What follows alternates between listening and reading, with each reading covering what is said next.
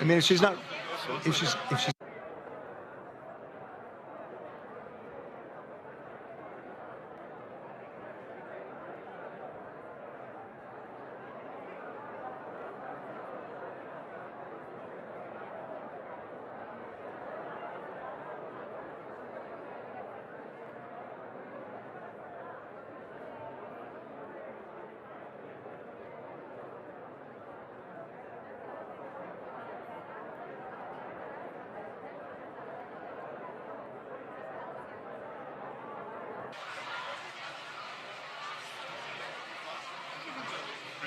She's here. Okay, everyone, ladies and gentlemen, do we have some sound here? Hello and welcome, everyone, to the 11th EPP European Congress of Young European Farmers.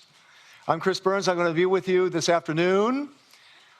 For those who don't know me, I've done a lot of different things, including with the EPP, on all kinds of issues, and farming was a very, very big issue. I've covered a number of these Young Farmers Congresses for the EPP group.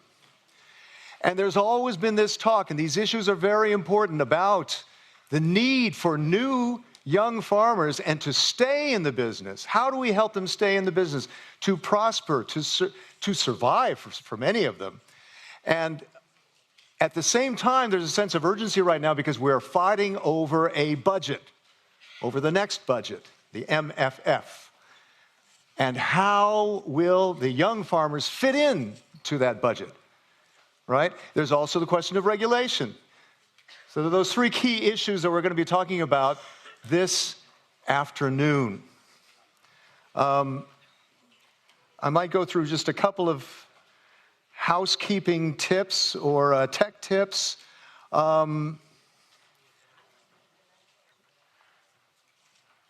Right, we are streaming. Hello, everyone. For those of you who are connected, we will have Slido polls. It is on your card on the lanyard. You can see the Slido right there in clear letters to connect with, because we'll be doing polls later. So that's important to have. Questions will be via the microphones.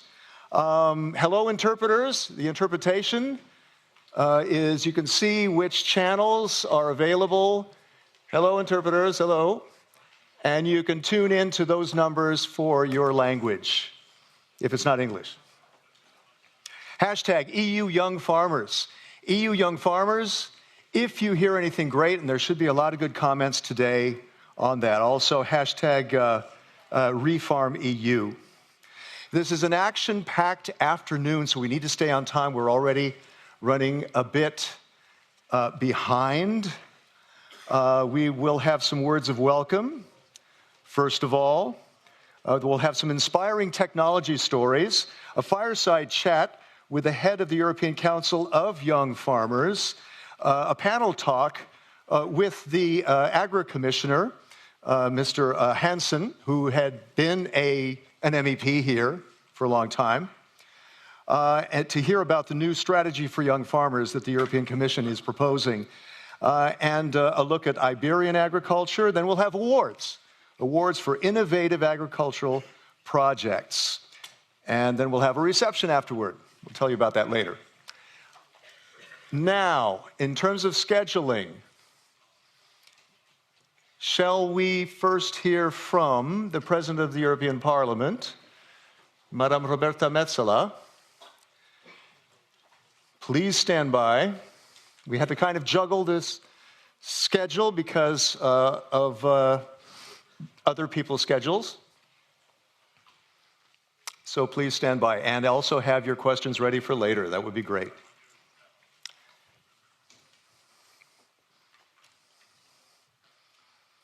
We're going to hear from, we'll also have some greetings from 4 of the members of the EPP members on the Agriculture Committee, who've been working very hard for many of you to get what you need. By the way, what adds a sense of urgency is last year, I'm sure you remember, just looking out the window, you could see some of the 1,000 tractors that came here with the farmers. The farmers brought them here to underline and show the sense of urgency, that they're being squeezed, and how the EU needed to help them.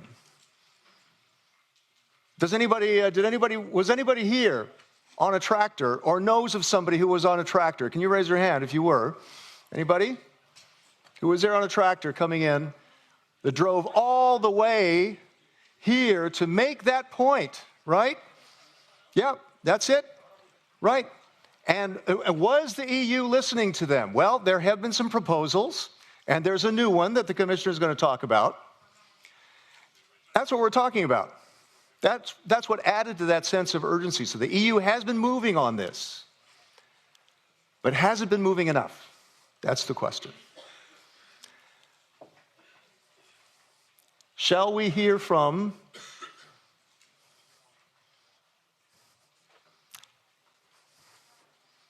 please stand by.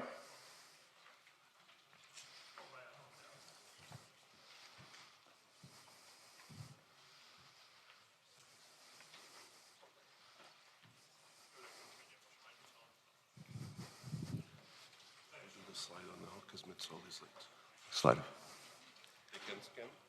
Okay, let's go to the Slido. And this will be a conversation piece for all of those who are speaking afterward.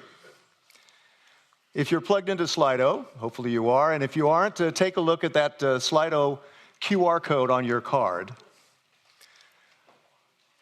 Right, the first question. Yep. Are we ready?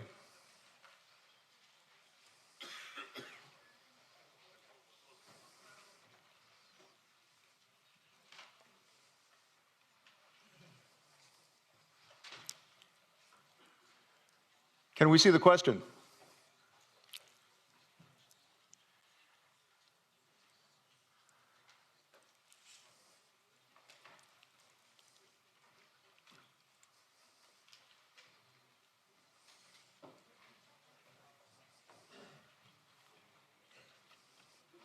What is the biggest obstacle young people face when starting a farm in Europe today? Difficulty in accessing land, that's the main one. A lack of EU payment guarantees for young farmers.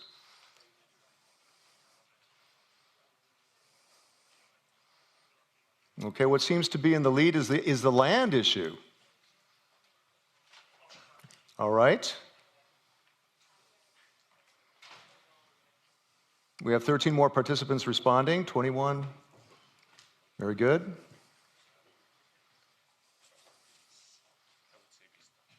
We start. Okay, Helmut says that we should go ahead and start. We'll get back to that, right? Yep. Okay, that's yep. Second question, which of these solutions do you consider most important to attract more young people to the agricultural sector? National pension schemes, increase the premium for first installation of young farmers. That seems to be tied with the pension schemes. Very long credit lines, subsidized rates.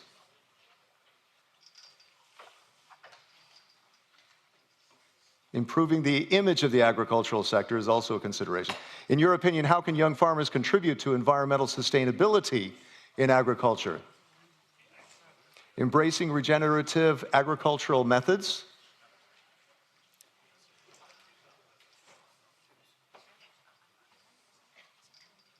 Okay, using renewable energy resources.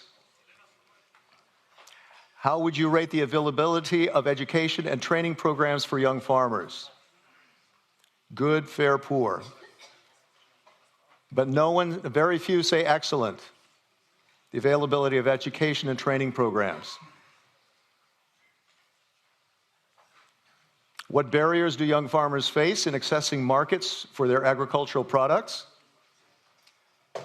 Price volatility. That was a main issue when the farmers were out here. 1,000 tractors were outside this window. How concerned are you about the mental health and well-being of young farmers in the agricultural sector? Very concerned. Concerned or very concerned. That's a strong indicator, too. And we hope to talk about that. Right, Peter? It's part of it, too, right? How concerned are you about the mental health, right? Was there one more? That's it. Okay, very good. So let us get started. Is Madame Metzola going to join us, or do we start with the MEPs? Okay. Well, let's then start with Helmut Dolfmann. Welcome. Helmut Dolfmann, these are all EPP MEPs on the Agriculture Committee. Helmut, you were 10 years head of the South Tyrolean Farmers Association. You taught agricultural science. You dealt with a lot of young farmers. You know, you're in touch with their issues. How important is this for what you want to accomplish here in the Parliament?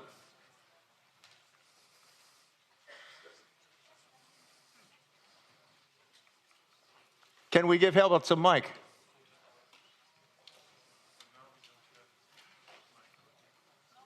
It's not working?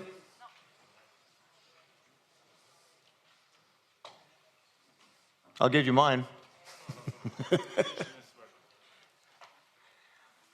Okay. There we go. Stereo. Well, thank you very much, Chris, for the question. Well, first of all, it's really great this afternoon. So many young people in this room. And this room, after some years we are doing this conference, is getting too small. I think next year we need to go to the plenary, which is a bit bigger than this room. Yes, and yes. That is really great. Woo.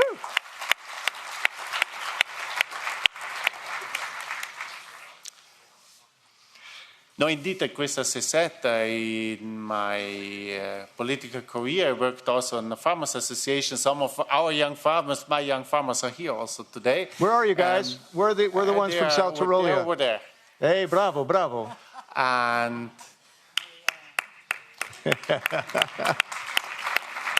thanks for coming. And their voices are so, and all of your voices are so important, right? Right, Helmut?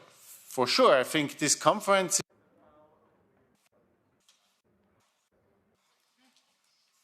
Okay, let's hope. This conference is about to have a look at positive examples, because I think it is important to show that we have young people in Europe in agriculture. We have innovative young people. They are working for sustainable agriculture. They are bringing forward our agricultural land.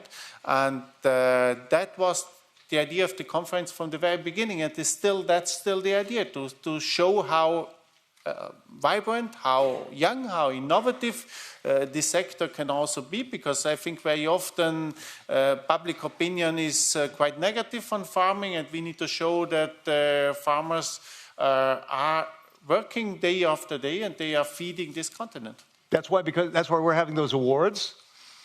That's digital, that's all kinds of issues, all kinds of aspects of agriculture, right? Modernizing agriculture.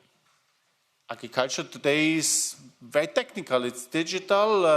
We have different kinds of agriculture. I'm coming from the middle of the mountains, but we have agriculture in the very south, in the very north. We have agriculture in land where agriculture is easier, and we have regions where it's more difficult.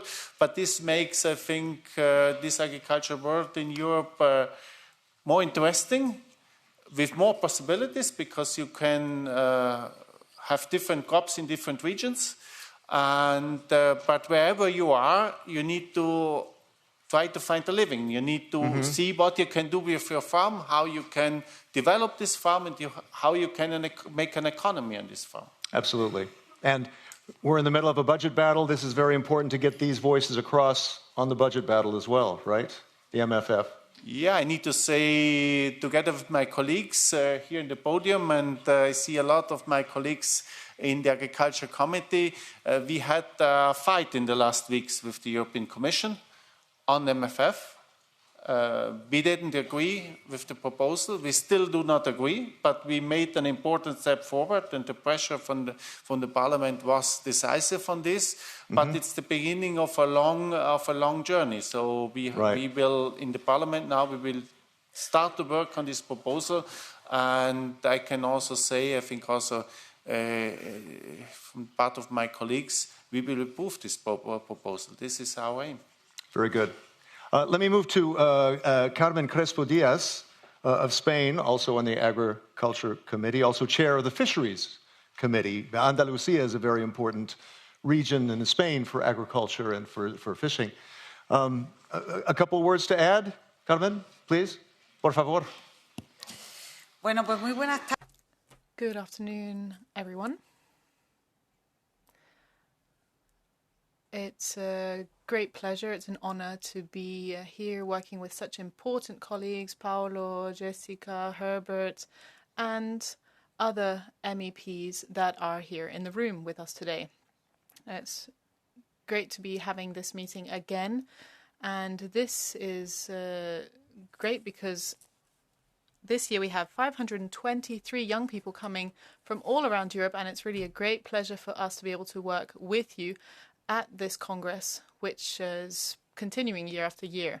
After a very difficult time that we are now overcoming, we had the Timmerman time period, and I think now is an opportunity to simplify and make sure that we're focusing on what we really need to talk about, which is the budgets to this very important sector. And we can't forget that it depends on our future, on the present, on food security. So congratulations. We're really looking forward to hearing from you. This is an interactive Congress. And of course, we would just like to thank everyone, the organizational team, for being with us today. Unfortunately, Pedro couldn't be here, but Asaja is here, as well as Ceja. And so I'd just like to say that we are here to answer all of your questions. But what we'd really like to say is that agricultural policy in Europe is very important, and we need all of you to continue and move forward with it. Yes. Thank you for mentioning the sponsors, because I skipped that one. So thank you. Thank you, Carmen. Let me move to Jessica van Leeuwen of the Netherlands. Your party is the Burgerbeweging, which farmers are in your name of your party that's linked with the EPP group. How do you feel about this Congress? How many people are from the Netherlands here? How many farmers or so forth? Ga maar even staan, jongens, Wow, alsjeblieft. look at that. Even staan, even zien waar jullie... Stand up so we can see you. Ja. Wow. Bravo. Oye, Jessica, que me quedan los españoles, ¿eh? Jessica, what about the Spaniards? Where are the Spaniards? E os portugueses também, Great. So how does it feel? You got a lot of voices here, and you hope their voices will be heard here, right? Definitely. That's why we organized this. And if you allow me, I'd like to say a couple of words to all these young farmers here present. Do. Because young farmers, you are the pride of our food production. And it's my honor to welcome you here with all my fellow MEPs, and also welcome to fellow MEPs, staff, and other guests at this wonderful event. I think after Christmas, this is the most exciting event in the year. So I'm very happy you're all here. And I also would like to take the opportunity to thank our staff and the EPP staff for organizing this, because they've had tremendous work, but they did a great job. I hope, young farmers, that you will leave this place with hope in your hearts that agriculture still has a magnificent future in Europe. And it's not easy to become a farmer these days. And we heard it already, challenges that we have. And the average age of farmers is too high, or at least so high that there's a little bit of a worry for the generation renewal. But the thing is, becoming a farmer, for most of you, it's not an active decision, because you do not become a farmer. You are born a farmer. And our Dutch Minister of Agriculture really likes to put it like this way. You're born a farmer. And I really believe this is true, because in every family, every farmer family that I visit, at least one of the children is a born farmer. This is the child that makes little grass silos with his toy tractors and a garbage bag, or the one that after dinner goes and checks up on the newborn piglets, or the kid that prefers to spend the entire afternoon sitting beside his dad in the tractor instead of going on a play date. And I'm sure this resonates with you, because you too were born a farmer. So despite all the challenges like bureaucratic rules, production restrictions, and lack of affordable credits, you still want to be a farmer. And why? I'll give you the answer. Because there's nothing better than that, being a farmer. Isn't that right? Yeah.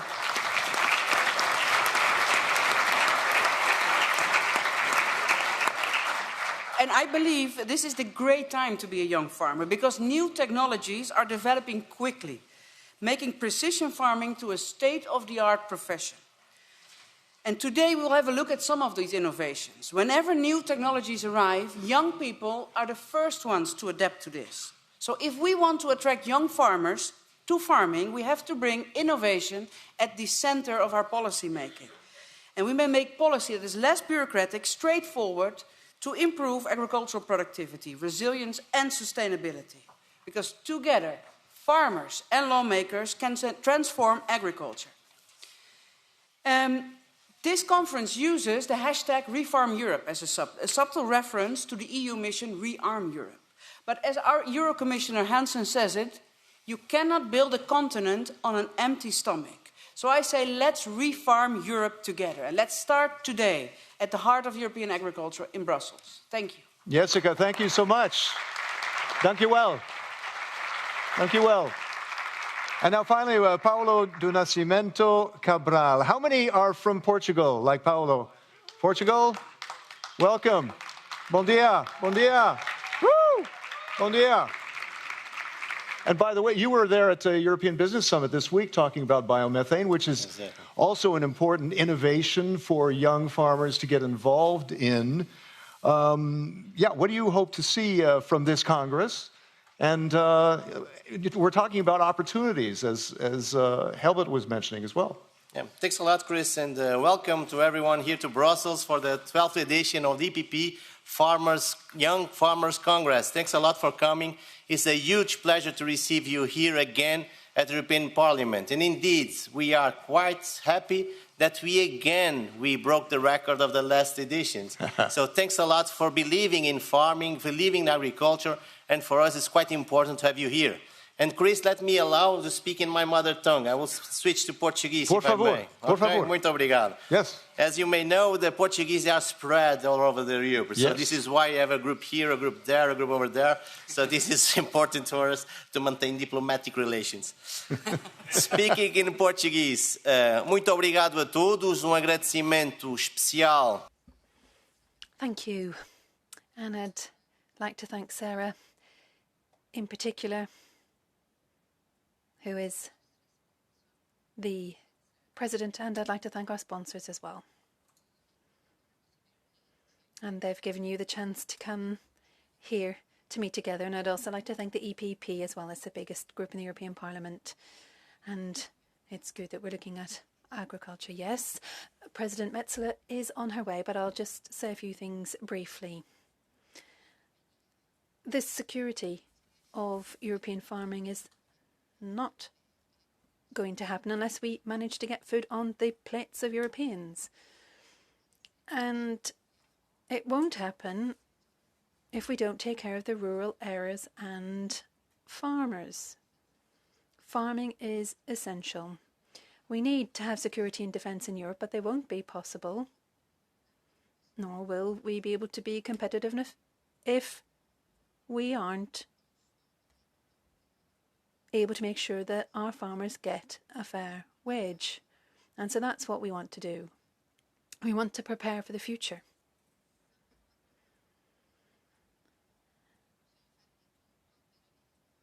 "54, that's the average age. And we need to do more to have more younger farmers. And I'll just conclude on this point by saying that we need to look at digitalisation more. We need to think about new technologies, how we use drones, and making it easier to access the products that we need. This is important for European farming. So thank you for coming. And we're always behind farmers. Refarm EU is our motto for the future. And we can see that from today's event. We depend on you.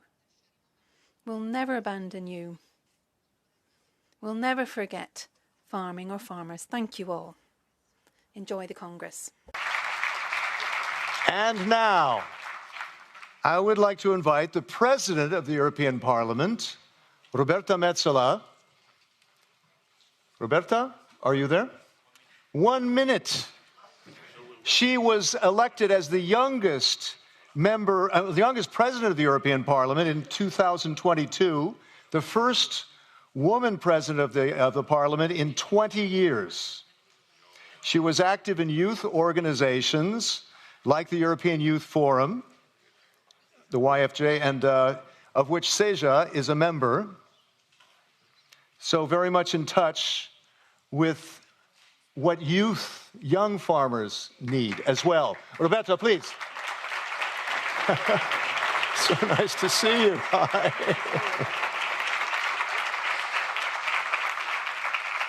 So glad you could join us. Roberta, welcome. Yeah, Where else do you want me to be? There's nowhere else better to be. You have a busy day, of course.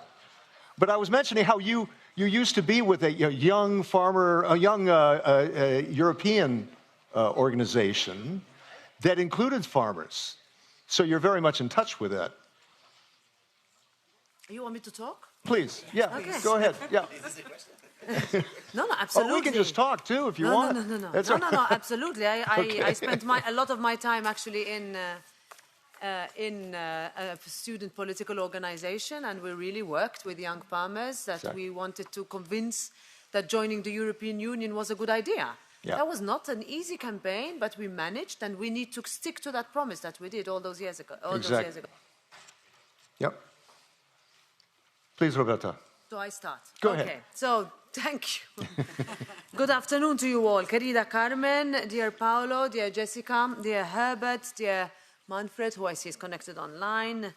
Is this Christoph Hansen here? No, not yet, but he will come later. Okay, dear colleagues, members of the European Parliament, but mostly, of course, dear representatives of us, dear members of our farmer communities, dear Europeans. I wanted to start by saying, this is your house. This is the Parliament of farmers, and Europe is built on the back of our farmers. And you can be reassured, me standing together with my colleagues here, that we fully share this principle, this value that is at the very basis of everything that we do. Because today, over a quarter of Europe's population lives in rural areas. In short, agriculture remains, as it has always been, a fundamental pillar of our way of life and our shared story. And as the future of European farming, what you have to say matters. However, I know, and I've met a lot with you in person, bilaterally, but also in your countries, a lot of you tell me we don't want words, we want action. And what we need to do is make your sector attractive enough to keep the next generation in the job. I just met a young farmer from my country, and he is the fourth generation of farmer in his country. And my job, together with my colleagues elected from Malta, is to make sure that the next generation also stays in the farming sector. So that is why today's discussion is important as an opportunity to exchange ideas and chart the way forward. Europe is entering a new age of uncertainty and insecurity. You see it, we feel it in everything we do. And we must make sure that our agricultural sector is ready for the challenges already shaping its everyday reality. From the impact of artificial intelligence to low incomes and unfair international trade.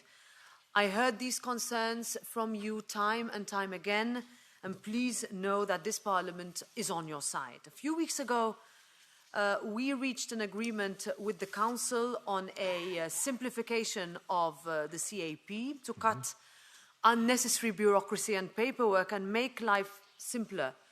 At least that's our intention. Please tell us if we could go further or we haven't done enough for Europe's farmers, because we understand that you need a strong, you need a stable, and you need a predictable business environment that supports you and that does not hold you back in a time of multifaceted challenges that we're living in.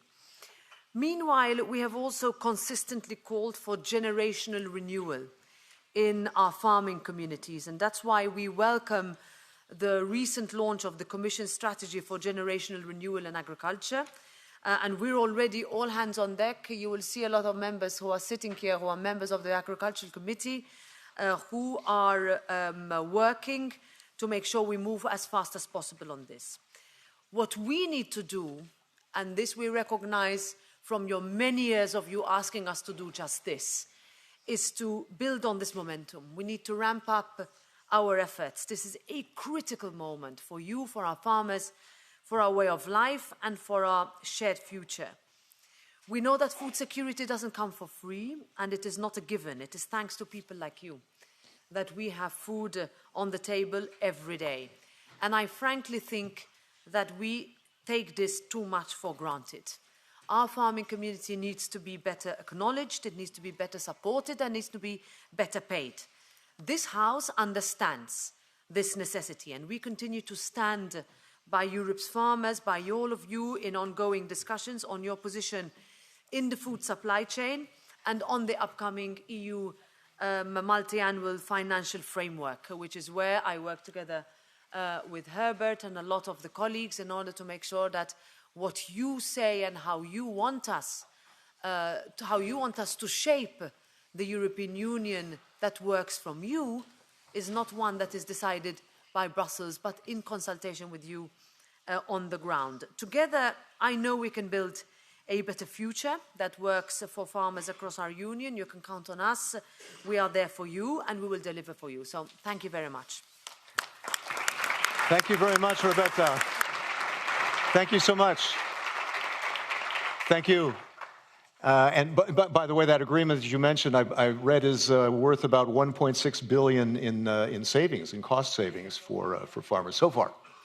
Maybe more later. And then we'll hear more about that new strategy from the commissioner himself, Christoph Hansen, a little bit later. Let us hear from Manfred Weber, who was also, in his younger days, was also very much a part of youth organizations, and so also very much in touch with youth, young agriculture, young farmers. Let's hear from Manfred. Guests, dear friends, dear Paolo, dear Jessica, dear Carmen, dear Herbert. Thank you for organizing this important Congress. We are now at the 11th edition of this successful event, which brings young farmers to the European Parliament. I remember when I had started with our friend Nuno Melo in 2012. It's great to see how the Congress has become a key event on the agriculture calendar, with our MEPs passing to church mandate after mandate.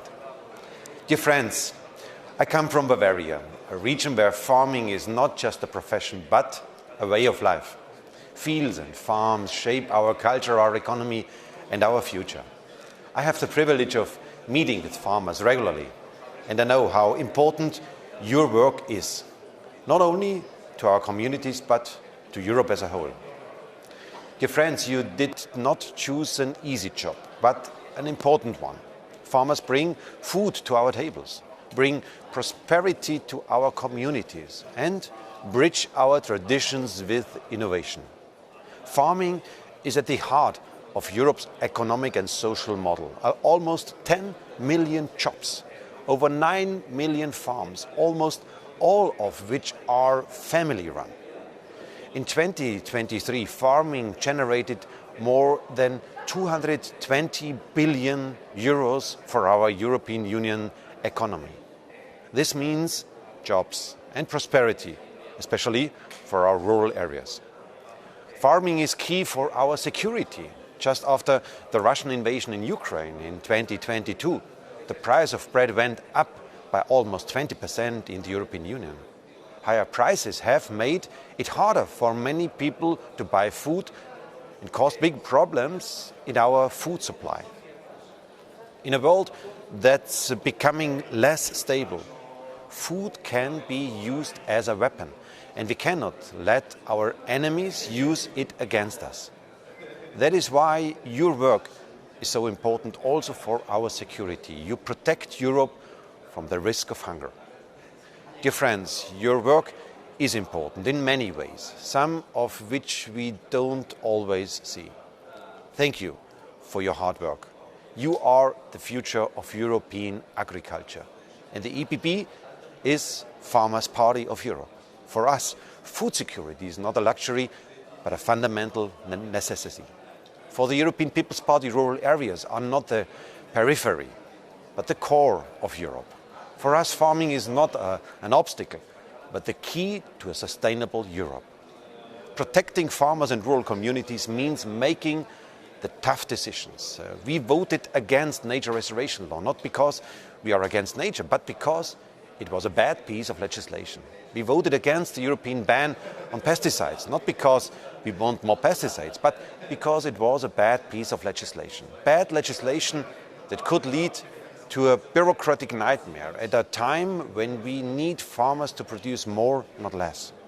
Having farmers drowning in paperwork instead of focusing on producing food will never be a good solution. The EPP instead stands for precision farming and the use of technology, food security as a key part of our European security strategy, fair wages for those who grow our food, protecting farmers from unfair competition.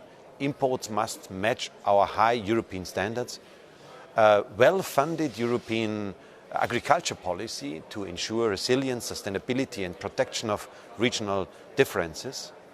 And our Bucharest Manifesto put farmers first, and where we are delivering now on the promises together with our Commissioner for Agriculture, Christoph Hansen. To give European farmers a strong voice in Brussels, we have also launched the EPP Farmers Initiative this year, a platform led by our member of the European Parliament, Alexander Bernhuber, to provide a strong voice for farming within centre-right policies. But we also need a bold vision for the future of agriculture. Right now, less than 6% of European farms are run by farmers under 35 years, who will bring good, safe, affordable food to our table in 20 years. Who will do so? In my constituency, I met many young farmers like yourself. They are enthusiastic, hard-working and extremely open to innovation. But they also wonder, will I have a future in farming? Will my family farm survive? What about my village in the future? Yes, yes and yes. Farming in rural areas are a part of Europeans' future. And the EPP will back young farmers. You are Europe's future. Our thanks to the chairman. Thank you very much, Manfred. I think there's one quick final thank you to one delegation that traveled a long way to get here. Paolo, please. Indeed. There you go.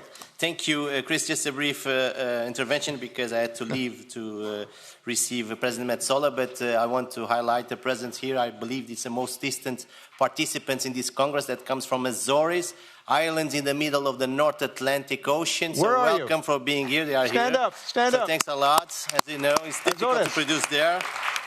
Also our teams and all. Thank you, several islands, and also to thank all the ambassadors, our colleagues that helped us organize this. Thank you very much.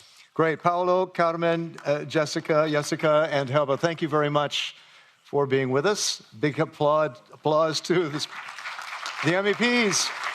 who are working hard for you. All right, now let's get to some inspiring stories like we were talking about.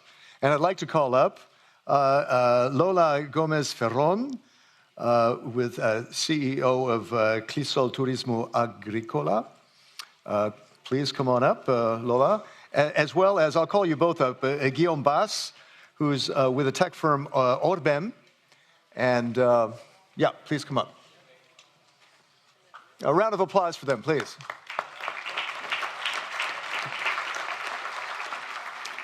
Clisol offers an inside tour of Almeria's greenhouse farming, better known as the European vegetable garden. So I guess, Lola, you are the CEO of Clisol Turismo Agricola. Let's turn her mic on. And necesitas hablar en español, Tani? Okay. Yep. Okay. Great. And I think you have some slides too. So, pues, ¿no? Okay. Right. Welcome. Welcome. Bienvenida. Buenas tardes. Good afternoon, everyone. Thank you very much. Thank you to the 4 MEPs who have organized this Congress. Particularly like to thank Carmen Crespo. I'm here thanks to her. I'm a farmer. I come from Almeria, from Andalusia in Spain.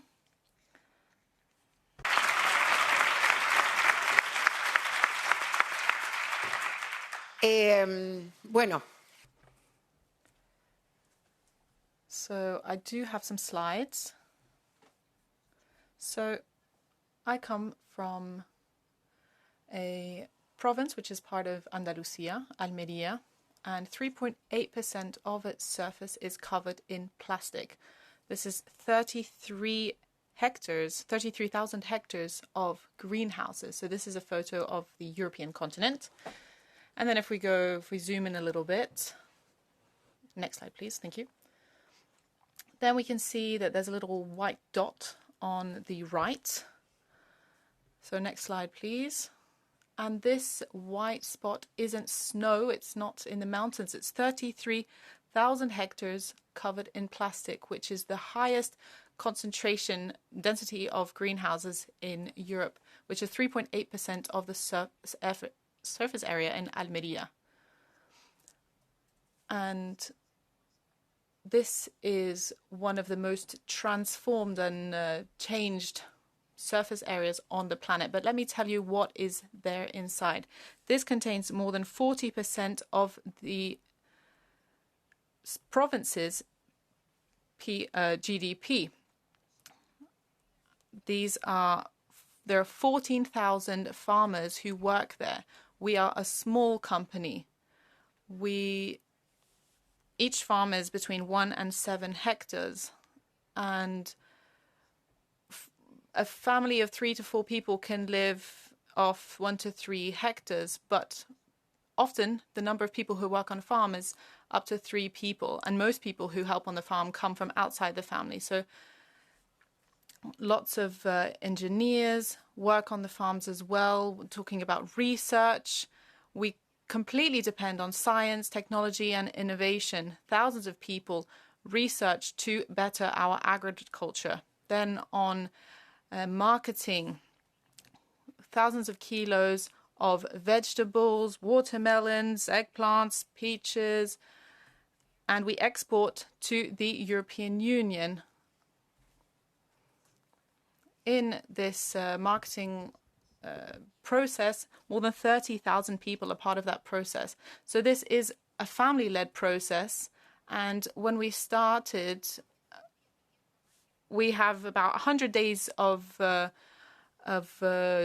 days where we have a lot of wind per year. And I was a young girl. I would be helping my parents, and we would have 7 to 8 hours of wind per day, and the wind was so strong, so they would lose their harvest. So that is why they started putting plastic on. So lots of people ask, why are we using plastic and not glass? Let me tell you why. Plastic, this plastic that we use, is a plastic that keeps in a lot of heat at night. And so what you're seeing here, well, and in winter, we've got, it goes down to 7 or 8 degrees. And so in the greenhouses, it stays to 12 to 13 degrees. So do you know what happens to all of these vegetables with the sun that we have? We have a lot of sun per year, thousands of hours of sun per year. And we're dealing with the wind. So that plastic is the best way for us to deal with that climate. So the wind is a real problem for us. The sun is a research, but so is the wind. We know that they're good resources. And after 70 years of harvesting under plastics, this is a great resource. We need the wind to ventilate, because outside the weather can be very hardy. So let's just look at the next photo so you can see. So that's what's inside this sea of plastic. Obviously, this is an image that we've created. If we could take off the top level of the plastic, that's what we would see. These are millions of young plants. They're very young plants, and it's at that age where they need the most photosynthesis, because there's so much CO2 that the plant can't work. But thanks to the plastic, this has become a resource, and so it can become a vegetable so that all of the people in the European Union can eat. And we did that 50 years ago. And of course, we've added technology in. Next slide, please. And so these are some devices that we've been using for many years, but now, thanks to artificial intelligence, we are adding in technology so that the computer can detect when the plants need water. So we have a fantastic water management system like nowhere else. About 45 years ago, we would do a different kind of irrigation by flooding. But then we started doing drop-by-drop irrigation, and now we do most of our irrigation with this computer-planned programming and computer-detected programming. Next slide, so you can see what kind of technology we use. This is the soil-less farming. So next slide, please. Next slide, please. This is an irrigation pump. This is one of the greenhouses with the recirculation of water. So imagine we are managing to water with 40% less water without contaminating the soil. And that is part of what we're doing in Almeria. These are the solar panels that we use. I mean, we've got thousands of hours of sun per year. And so we're hoping that technology will improve so that we can cover our greenhouses with solar panels. So we want to make the most of the sun that we have. And we want to do that not only with photovoltaic panels, but we also want to be able to help control the temperature. Now, why did I put this photo in? Well, in Almeria, as I said, we've got a lot of sun.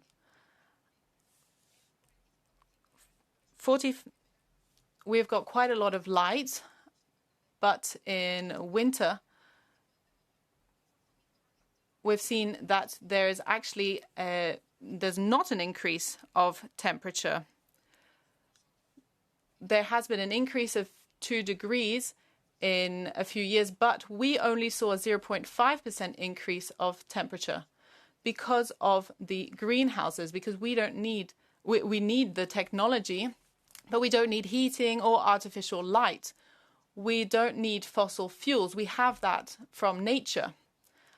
And we all do this. We are families. And we do this from inside the greenhouses. Next slide, please.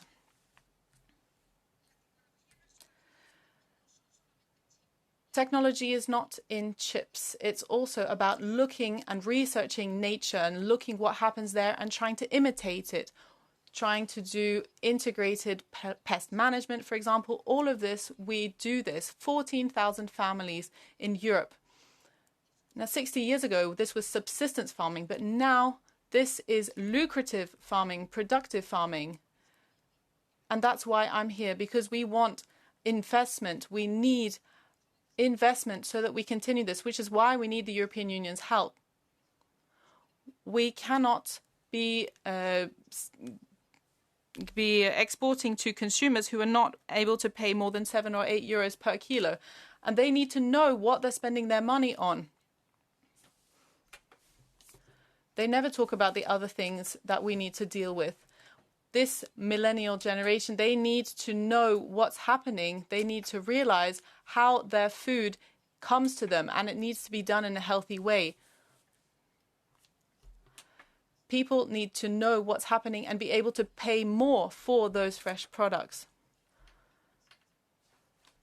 And if these are family products, it means that we're really struggling. I mean, in 2020, we had a pandemic. We all had to wear masks. If it continues like that, if we're not talking about how these young people are going to be able to be lucrative, I mean, this is going to be very difficult. They need to get out of their offices. They need to get out into the world. They need to see what we're doing, and they need to see what our needs are. Because if another pandemic happens, we're not going to be able to manage. What is going to suffer is the food. Thank you.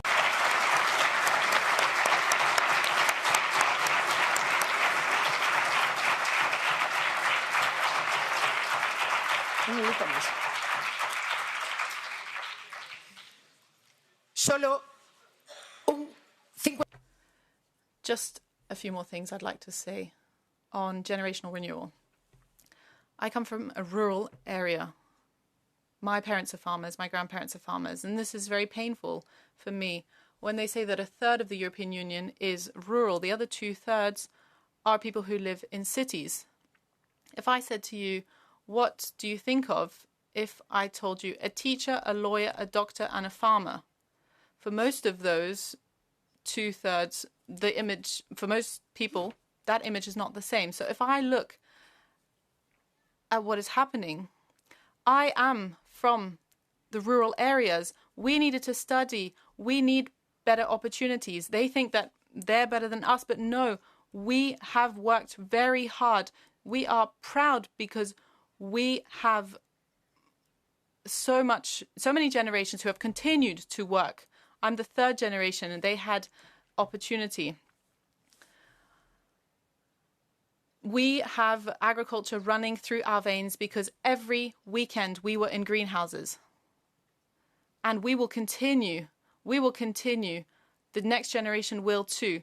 But we need the support from the whole of the European population. We need you to remember us. And there needs to be a campaign to raise awareness. Not just any campaign, but a campaign with real marketing. Marketing that comes from the rural areas, which really has an impact on consumers. Thank you. Gracias, Lola. Gracias. Let me pass quickly to Guillaume Bass, tech firm Orbem. You do a number of things, but I'll leave it to you. You have actually there's a video that we can show quickly, right? Can we go to that video? It might then make more sense, then he can explain it. Shall we roll the video? Yep.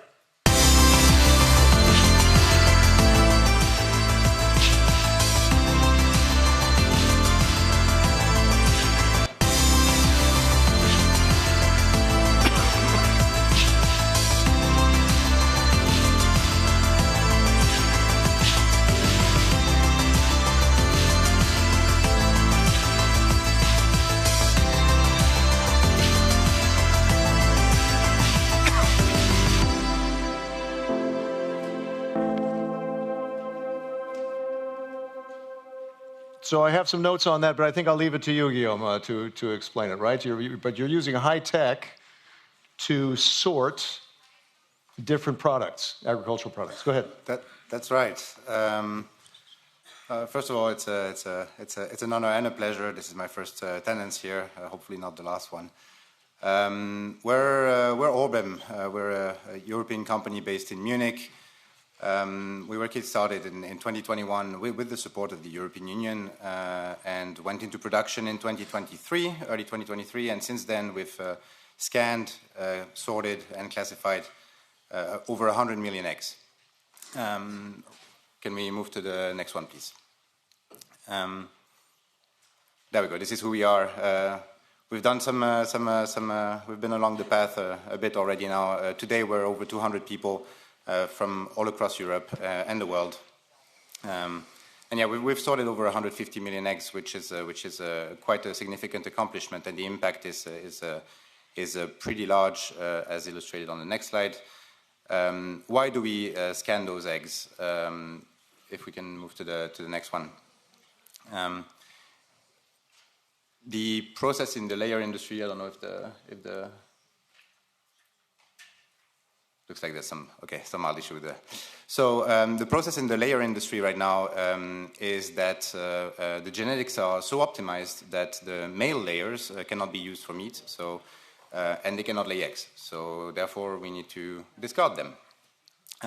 This is typically done, or has been done until recently, by culling the males after hatching. Thanks to companies like Orbem providing innovosexing solutions, this is no longer the standard. And as usual in the agricultural sector, Europe is at the forefront of innovation on this. Animal welfare practices are adopted typically here first. There's a very strong commitment to excellence when it comes to practices in agriculture in Europe. And to this day, over 60 million day-old chicks have been prevented from culling thanks to our technology. If we move forward. How do we classify? First, we take images of what's inside the egg. Those images are complete using magnetic resonance imaging, or MRI. This is a wonderful, wonderful technology that can provide images of anything biological. So it's providing complete imaging of biological structures, whether it's eggs, obviously, fruits, vegetables, nuts, brains. And if we move to the next one, that's you might be familiar with MRI from its application in healthcare, of course. Hopefully you didn't have to have too many MRIs done. It's a wonderful piece of technology in healthcare, except it's very slow and it needs an army of experts to be operated. So the first thing we did was take this technology and apply it to an industrial environment. And we did that by accelerating the way MRI works many, many times. Instead of minutes, it's now under a second to scan an egg.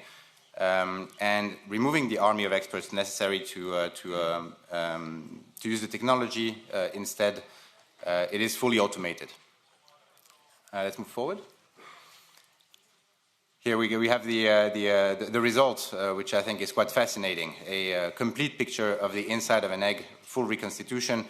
There's many advantages to this technology. It's completely non-invasive. There is no impact. It's literally just magnets. So it's completely safe for any biological structure that we put there, including eggs, of course. And then we give those millions and millions of images to an artificial intelligence model that, according to the instructions, classifies, in the case of innovosexing, male, female, clear egg, and this way we can select for what we want to select for. Let's move on. Well, this is what the equipment looks like. You've seen it in operation. It's always better to have a video than just a picture. But if we move on, I think 2 slides forwards, because we've seen the video already. Yep, let's advance. There we go. So since we've started, we have already been trusted by a number of hatcheries across Europe, from member and non-member states. The first 2 countries that adopted innovosexing as a practice through Orbem's technology are Germany and France. And then we moved on to the Netherlands. We are now installed also in Norway, in Switzerland, and those are the countries we're currently installed at. If we move forward one more, this is pretty interesting because I think it illustrates one of the points that has been already brought up. We try to build solutions that are sustainable as a whole, which means that they bring considerations of animal welfare, which more and more of the European people care about, but also economically sustainable, which means that whether it's the hatcheries, the farmers, and even retail, in this case, this can also present an economic opportunity.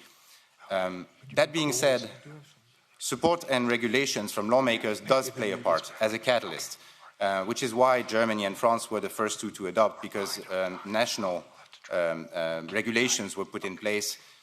They are already in effect in Germany and France.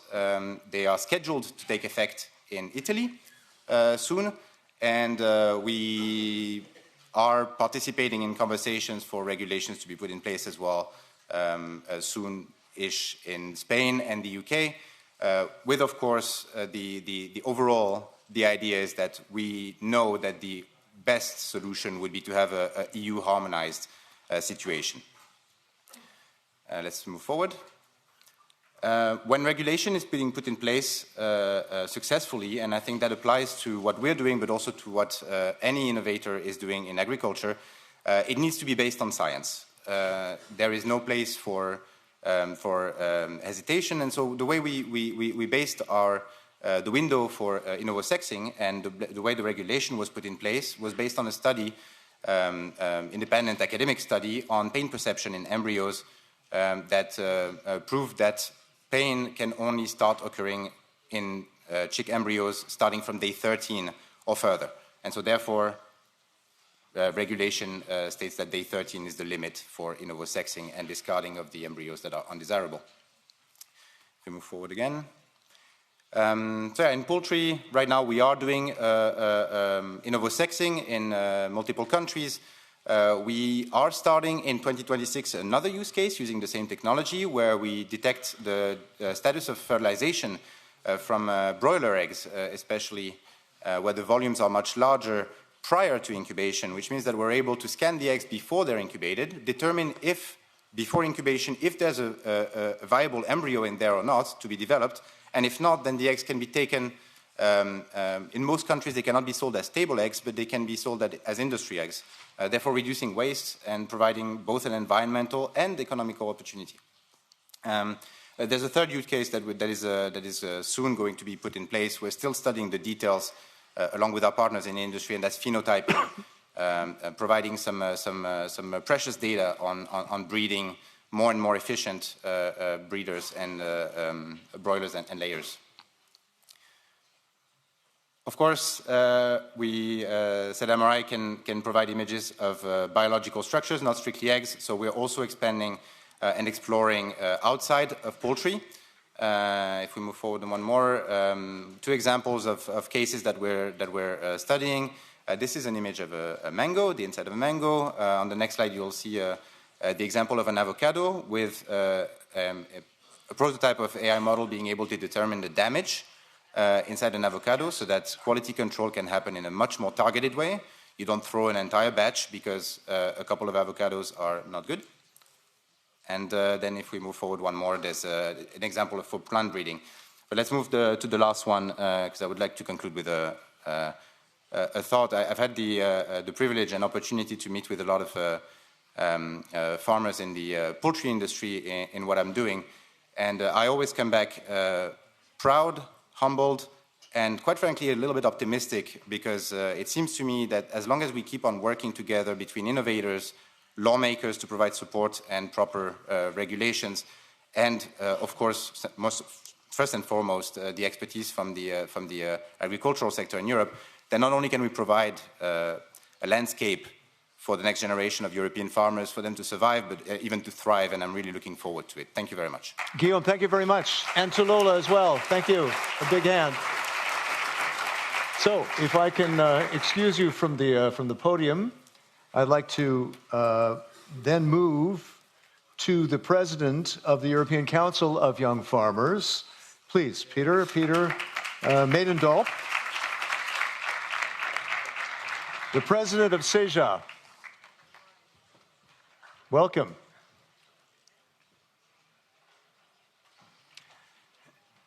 And Peter, you've got a message to give us, and then if with time permitting, I might have a question or two afterward. Please, alsjeblieft. Yes, thank you very much.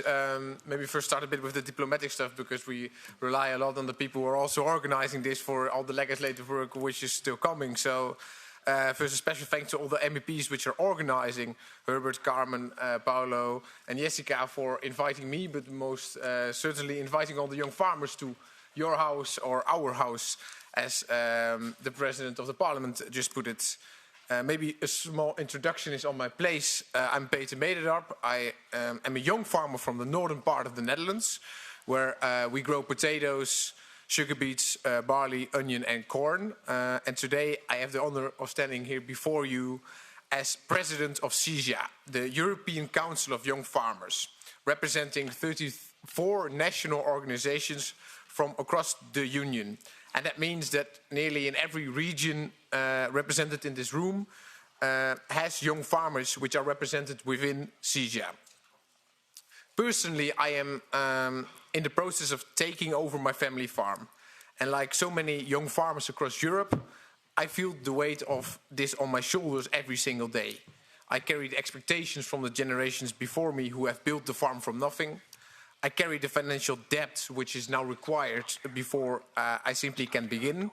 I face the markets which shift faster than any farmer can adapt. And I face the environmental regulations designed for a better future, but often delivered without clarity and tools to achieve them. This is my story, but my story is not special. It is rather ordinary, and that is exactly why it should be concerning the Parliament, because Europe's food system depends on thousands of young farmers who feel the same pressure, who feel the same uncertainty, and who feel the same doubts. This burden is not mine, it's our generational burden. But it's also an opportunity if Europe chooses to work with us rather than around us. So let me speak today of a couple of issues which we as young farmers would like to see a bit sharper in the mandate to come, because the EU has made generational renewal a top priority for the agricultural policy, and yeah, we do celebrate that also in CISIA. It's a bold move to make young farmers the priority, especially since we have faced as young farmers also skepticism, sometimes from this house too. Back in May, Commissioner Hansen, and he will arrive after me, published its vision for the future of agriculture and food. The documents contain very strong references for the need of young farmers. So what makes this document, what makes these priorities so fundamental for our momentum as young farmers? It is finally acknowledging that it's a shared responsibility, that the EU, member states, regions, local governments can rise to the occasion to provide new generations into farming with what it takes to be successful. The strategy of generational renewal talks about installation, about land, about investments, about knowledge, but also about transmission and mental health for the better living conditions overall. It may not be revolutionary in your eyes, but for us as young farmers, it places us on the map and it gives us a very big leverage in all the policy work. Unfortunately, we also have to acknowledge that even though the strategy is a right step in the right direction, we see also backtracking on some of the places. Because over the summer, the European Commission has published their proposals on the future of the EU budget and the common agricultural policy. And we see two obstacles for young farmers. Firstly, the absence for the minimum ring fencing for young farmers. In the past 20 years, CISIA and young farmers for all over Europe have been fighting to get this recognition in the common agricultural policy. But the Commission, by deleting the fiscal ambition from its proposal, has not only created a false start for its strategy, it has given us the responsibility and the duty to pick up the work we had started from scratch and defend the budget towards the European Parliament and towards the Member States. And secondly, the new model of the governance of this CAP, in which Member States have more margin of maneuver, gives us as young farmers much more homework. Based on recommendations of the European Commission, with the risk of leaving young farmers behind from certain regions. And today I'm also then calling on the EPP to be supportive of this re-establishment of of the ring fencing for young farmers. Your group is really the kingmaker in the decision for the earmarking of money for young farmers. So we count on your support without any hesitation. Secondly is simplification. And all of my members, when they come to the CGM meetings in Brussels, made it very clear. There is not a farmer who does not want to do less paperwork. Fewer overlapping checks, fewer digital labyrinths, fewer contradictions between one regulation and another. But let's be honest, simplification as such will not solve all our problems, because the problem is not only the paperwork, it's also the underlying regulatory framework which does not align with the realities on the farm. We can shorten the forms, we can streamline the applications, but if young farmers remain blocked by nitrate thresholds that do not match with local conditions, habitat rules that change with every court ruling, by environmental targets without a clear pathway, then the simplification risks to become cosmetic. And that's why young farmers also ask for something deeper, an honest conversation about the choices we have to make and how we do get there. There's no legal clarity, there's no stable pathway, there's no regulatory predictability that allows a young farmer to sign a loan for 25 or 30 years. And this House has really an opportunity, I would call it also a responsibility, to demand for a regulatory framework which is realistic, coherent and investable, focused and stimulated on the movement on our farms, where progress is the key rather than the dogmatic goals we sometimes see in the legislation. And firstly, and the last point, it's the trade policy. In a lot of speeches we've seen agriculture praised as strategic, as essential, as the backbone of Europe. But at the negotiation tables, this does not always feel like the priority. Young farmers do not ask for protectionism. We do not ask for walls or isolation. We want Europe to compete, but on fair terms. And what we ask for is consistency between speeches we hear in this House and decisions that are taken outside. Europe's credibility depends on aligning its trade policy with its declarations on food sovereignty and environmental ambitions. And this matters now more than ever. The recent tariff turmoils, from tariffs from China to duties from the United States, have shaken up our supply lines. And the period of Russian unconditional liberal trade is, I think we can conclude, over. Every major economy is redefining its strategic interests, and Europe must do the same. We will always be a continent which is exporting high-quality foods, but we cannot afford that we force to export our young farmers as an unintended consequence of our trade agreements. So let me end by this thought. Every generation of farmers has faced its own moments of trial. For my grandparents, it was rebuilding after the war. For my parents, it was adopting to the European integration and the first environmental rules. For my generation, it is the challenge is navigating the transition to sustainability, while at the same time ensuring European farming remains valuable, compatible, and alive. Young farmers want to lead. The future of agriculture can be brighter than its past. I'm convinced of that. But the future will not be written in regulation. It will be written in our fields. Help us to ensure these fields will still have young farmers working on them. Thank you very much. Thank you, Peter. Thank you well. Thank you. Maybe a quick question on your point about simplification, because Roberta Metsola mentioned this, about this agreement between the Council and the Parliament and the Commission in that trilogue about simplification. And I read it could maybe bring 1.6 billion in savings for farmers. What do you think about that agreement? Is that enough? Should it be more? Yes, what I try to refer to is that, of course, simplification, no one wants complicated regulation. I think that is something we very much can conclude on. But when we talk about simplifying European measures, we also have to have an honest conversation about what are our environmental goals and climate goals. Do we want to meet them? What is our ambition on European level for them. You cannot just simplify the means to reach there while still sticking to these goals and making them legally mandatory for member states, because the consequence of that will be is that our member state will be sued because they are not reaching the targets, and they will still come to our farms, complain about the environmental targets we've agreed upon in Europe. This needs to be a conversation which takes into account both the goals and the measures. And for us, the most important is the progress. We should focus on the progress, making steps today and tomorrow, rather having these endless discussions about dogmatic goals, what we have to do in 2030, 2040. It doesn't matter what. I cannot predict how the world looks like in 2030. I can only influence the steps I make today, tomorrow, and the year to come on my farm. And that should where our focus should be. And on the budget, yeah, please, yeah. On the budget, you were talking about ring fencing, because that is a really spiny issue right now. Can you say anything more about that? We're not there yet, actually. There's no ring fencing for a budget for youth.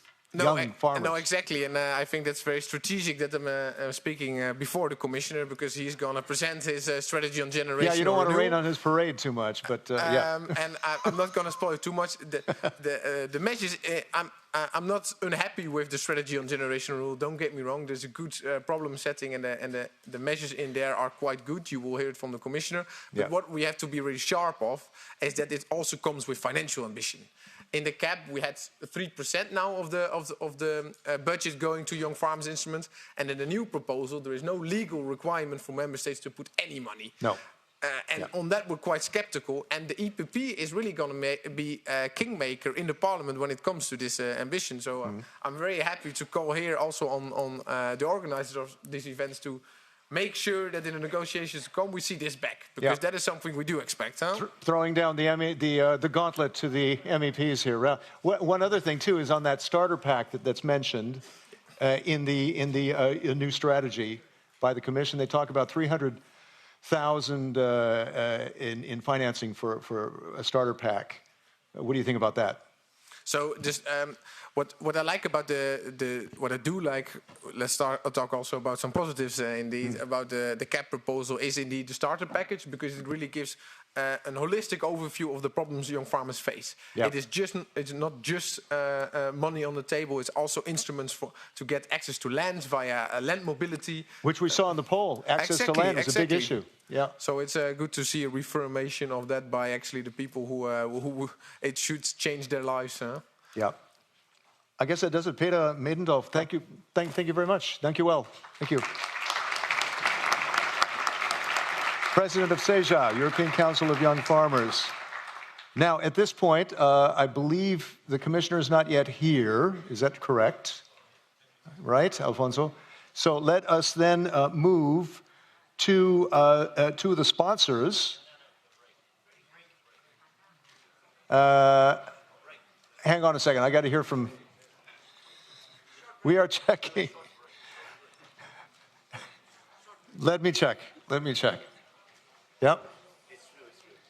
Because... You can trust us. Sorry? There is the break, foreseen break. Yeah, I know. It's in principle there is. Yes, exactly.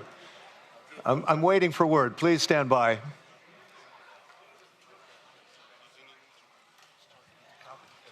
Kapanansa. Okay. We need to move to the two sponsors, to CAP and Asaja. I'd like to call up Alvaro Mendonça Emura first. Right.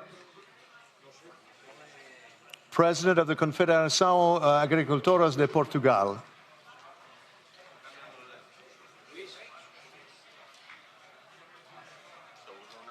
Yes, come on up. Yes. Yeah. As well as Jose Pravia, who is the president of Asaja Cadiz. Please, you're going up? Okay. You're going through, right? We have to do a break. Yeah? So announce the break, 5 minutes. Okay, we take a 5-minute break. Sorry about that. We will, after all, take a 5-minute break. We have time. Sorry about that. We'll see you in 5 minutes.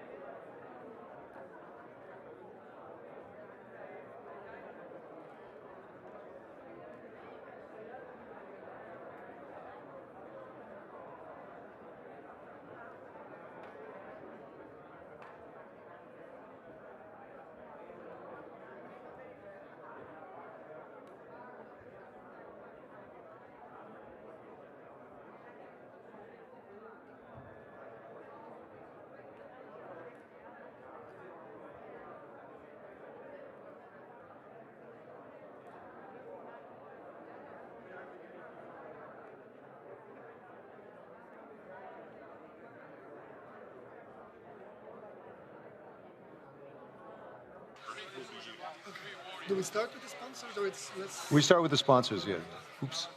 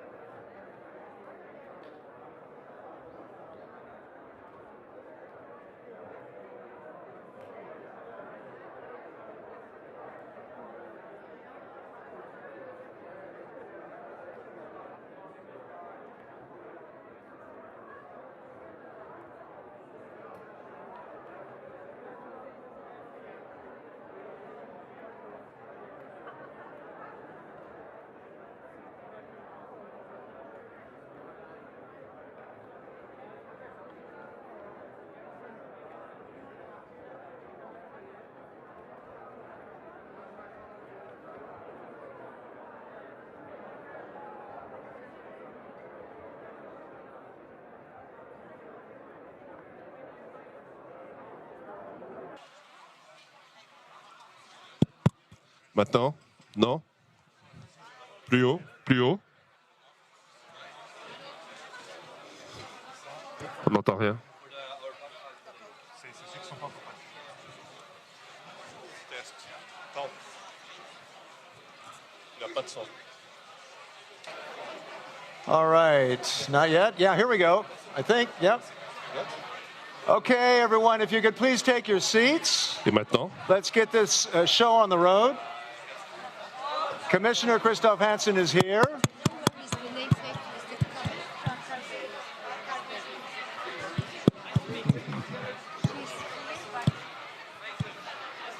Christoph, hi, nice to see you, pleasure, yeah.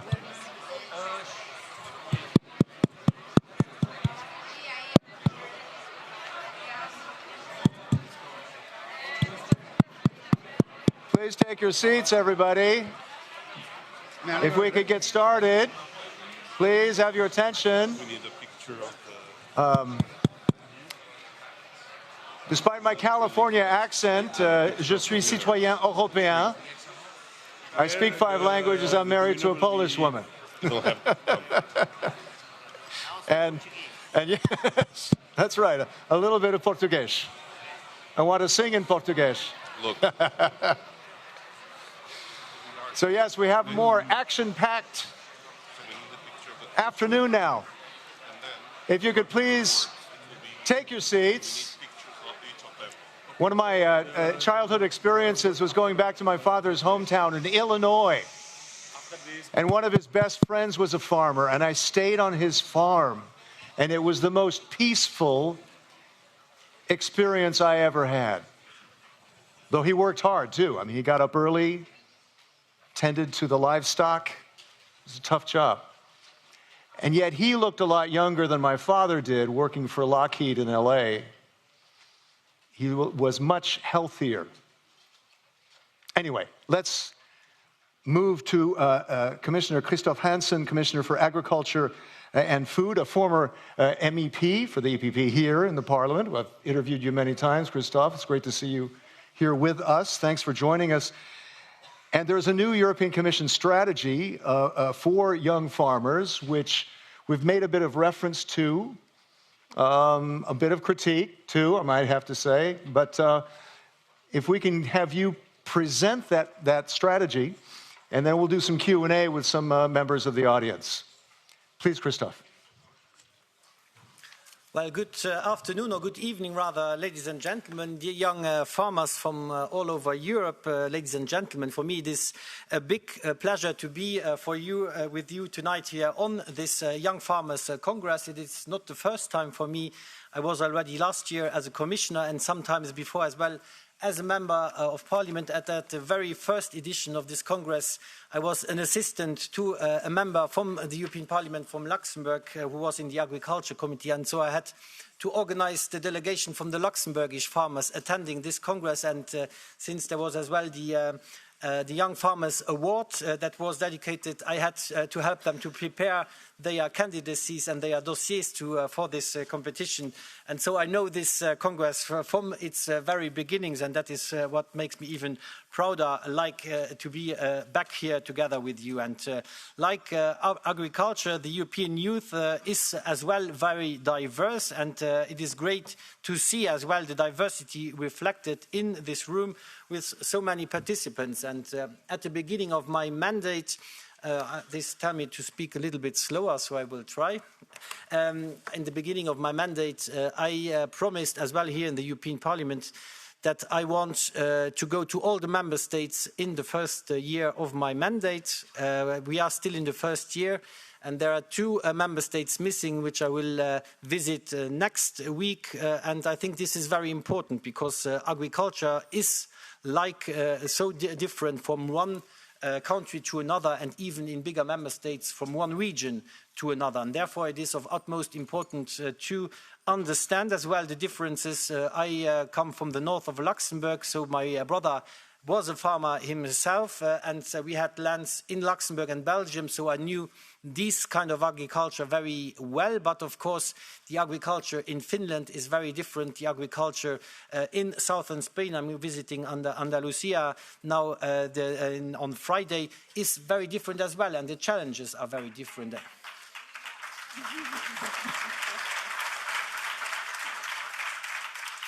And this is very true as well when it comes, for example, to the problems farmers are facing.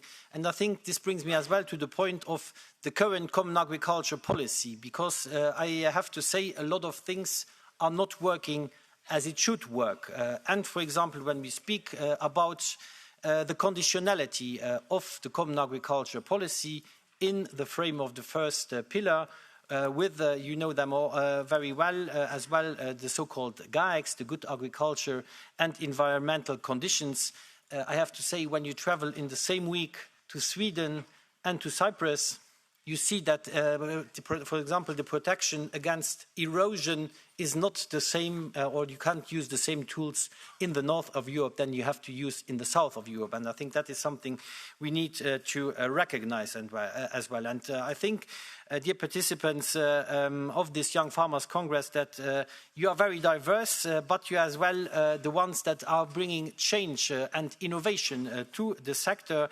And this is as well very important to make the transition more sustainable, more innovative, and as well make our food systems more prosperous for the future. And yet, the number of farmers in the EU is as well going down. And as you know, less than 12% of EU farmers are below the age of 40, which is the definition of young farmers. And the average age is above 57 years of age. And some member states that I have visited, it is even worse, where there are only around 4% of farmers below the age of 40, and half of the recipients of the CAP money are already in the retirement age above 65 years of age. So there is something wrong in the system, and I think we have to address this. And therefore as well, it is important to say that, apart from the figures, that we need to make the sector more attractive again. And there are many aspects that need to be taken into account.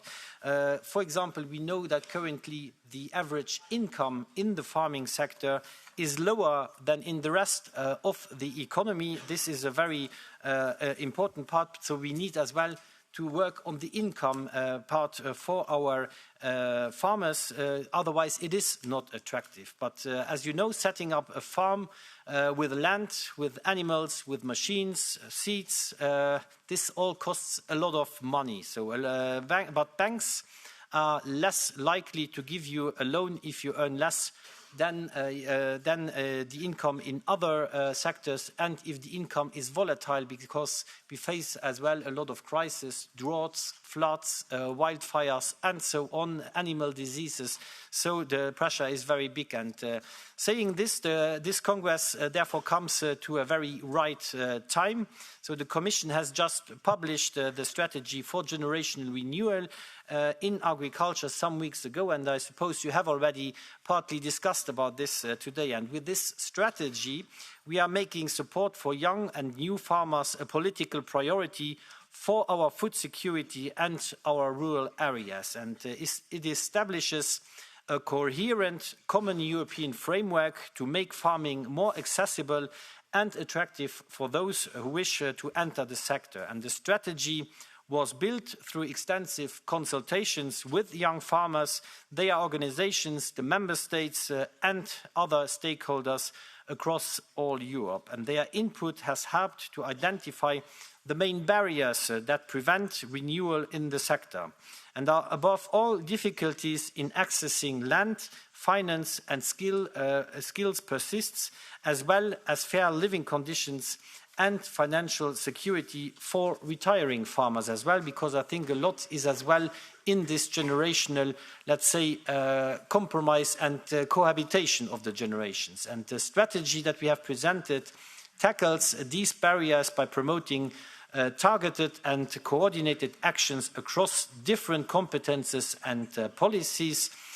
And a key feature is our recommendation that member states double their efforts to ensure generational renewal. especially in those member states lagging behind. Member states should dedicate at least 6% of their ring-fenced CIP envelope to support young and new farmers. And this is as well doubling the money that we currently dedicate to our young farmers. And this flexible reference will guide member states to prioritize young farmers in their national budgets while also addressing their specific needs.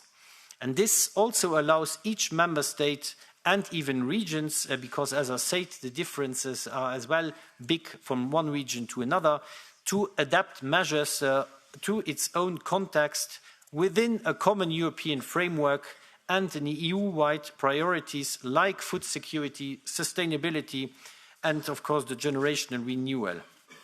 And I have to say, all these priorities are very closely linked as well, because without good conditions of our soils, of our land, of our water, sufficient water, our farmers will not be able to produce as well. And among some of the flagship measures, let me highlight a few of them.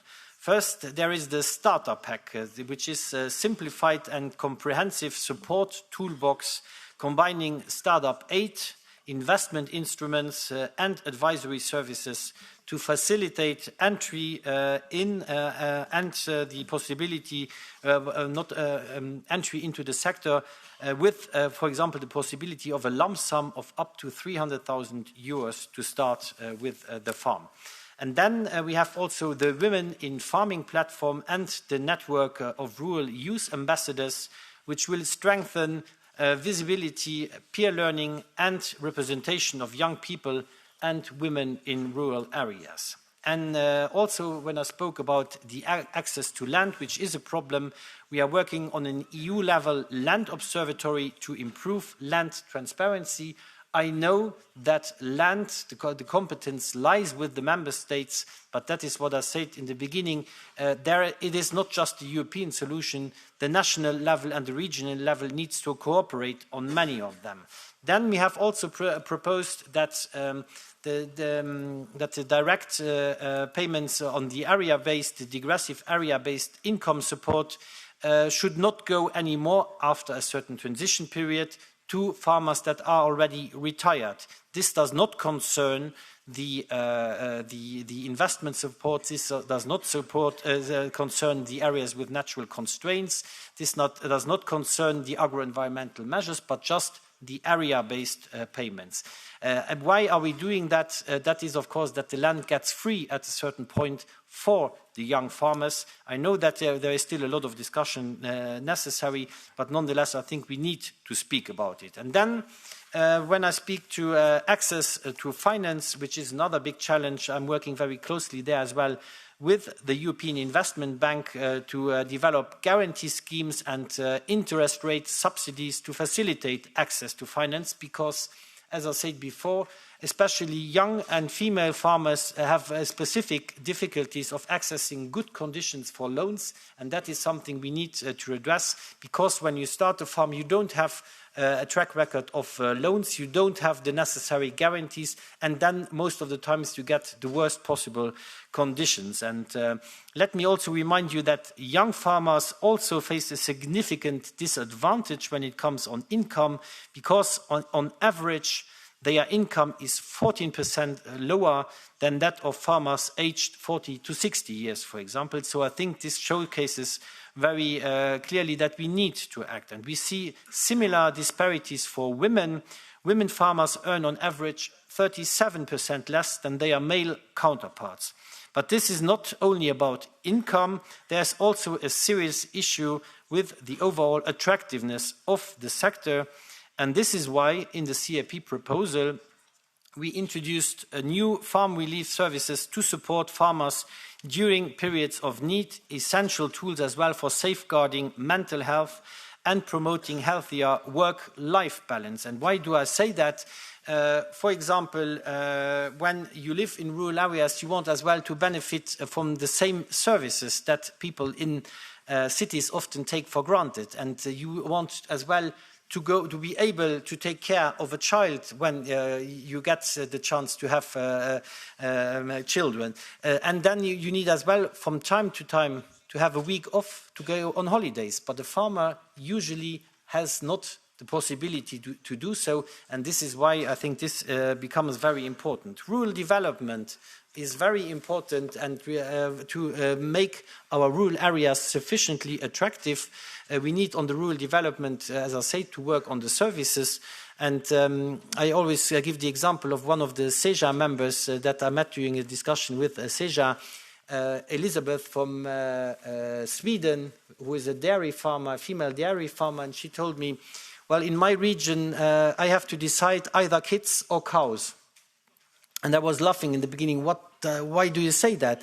Well, she had to drive 1 hour in the morning to the next childcare facility to get the child there, and 1 hour to come back, because the cows don't wait back home, and then do the same procedure in the evening. That is 4 hours a day. A farmer can't afford 4 hours a day to do that. And I think that is very significant, that we need to work as well on these services. I also believe we need to create quality additional jobs that are not necessarily only in agriculture, but as well in the broader bioeconomy. I think there lies a lot of potential as well to create work and quality jobs in the rural areas, while also guaranteeing new income possibilities for our farmers, for our foresters. And that is something that makes the life in the rural areas again more attractive, because as well, if you are a farmer and you have a wife or a husband, in that case, they maybe want to work as well in the countryside, but not necessarily on the farm. And this is very important that we deliver on that. And therefore, I'm working very closely as well with my colleague Jessica Roswell on the bioeconomy strategy. And by incorporating as well aspects related to pensions, I mentioned it before, and succession into the European semester framework, we are as well recognizing that generational renewal is a key economic and strategic interest of our union. And by the way, what is very important is that this European semester exercise allows us as well to make pressure on the member states, because pension systems, as I said, is a national competence. If we want that the pension system is sufficiently attractive, that the farmer can retire when he or she is 70 years or plus old, well, then we need to create as well the necessary environment to do so. And with this European semester exercise, we can put pressure on the member states. And as I said, we need as well to complement the European initiatives, the EU-level measures with national pensions is one example, but we could as well think about tax incentives, tax advantages for young farmers. I think that as well is something where we need to work. And the engagement of member states is therefore decisive as well to turn this ambition. It is ambitious to say we want 24% of the young farmers by 2040. But nonetheless, we need to work on all levels together, the European, the national, and the regional, to make this happening. And I think the EPP has consistently showed as well the commitment in championing Europe's young farmers. That's why this is not the first edition. I think the first one was in 2012, if I'm not mistaken. And I think today's Congress reflects this long-standing dedication for more than 1 decade, and I think the room has never been as full as it is today, because I even see people standing in the back. So I believe the EPP's engagement has been instrumental as well in ensuring that the concerns voiced here translate into concrete EU action. I've learned today in another conference that I attended, the generation renewal strategy is the first since 2000, so the last 25 years, that hasn't been done, and therefore I think it is very important. But as I said, it is the beginning of a long work. We need to make this happen together, but it demonstrates as well that when we work together, Commission, Parliament, the Member States and the stakeholders, Europe can act decisively to give young people a future in farming. And ultimately, generation renewal and the EU strategy are not about replacing one generation with another.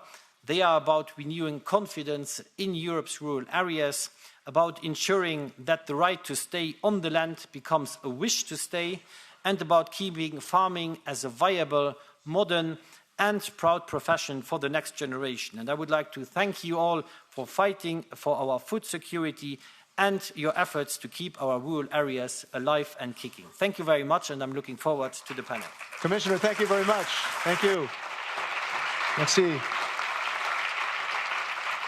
So let's go to questions first. Let's begin with our sponsors. So let's begin with Anna Boris of McDonald's, please.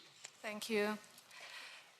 Commissioner Hansen, thank you for this opportunity and for your strong focus on generational renewal in farming.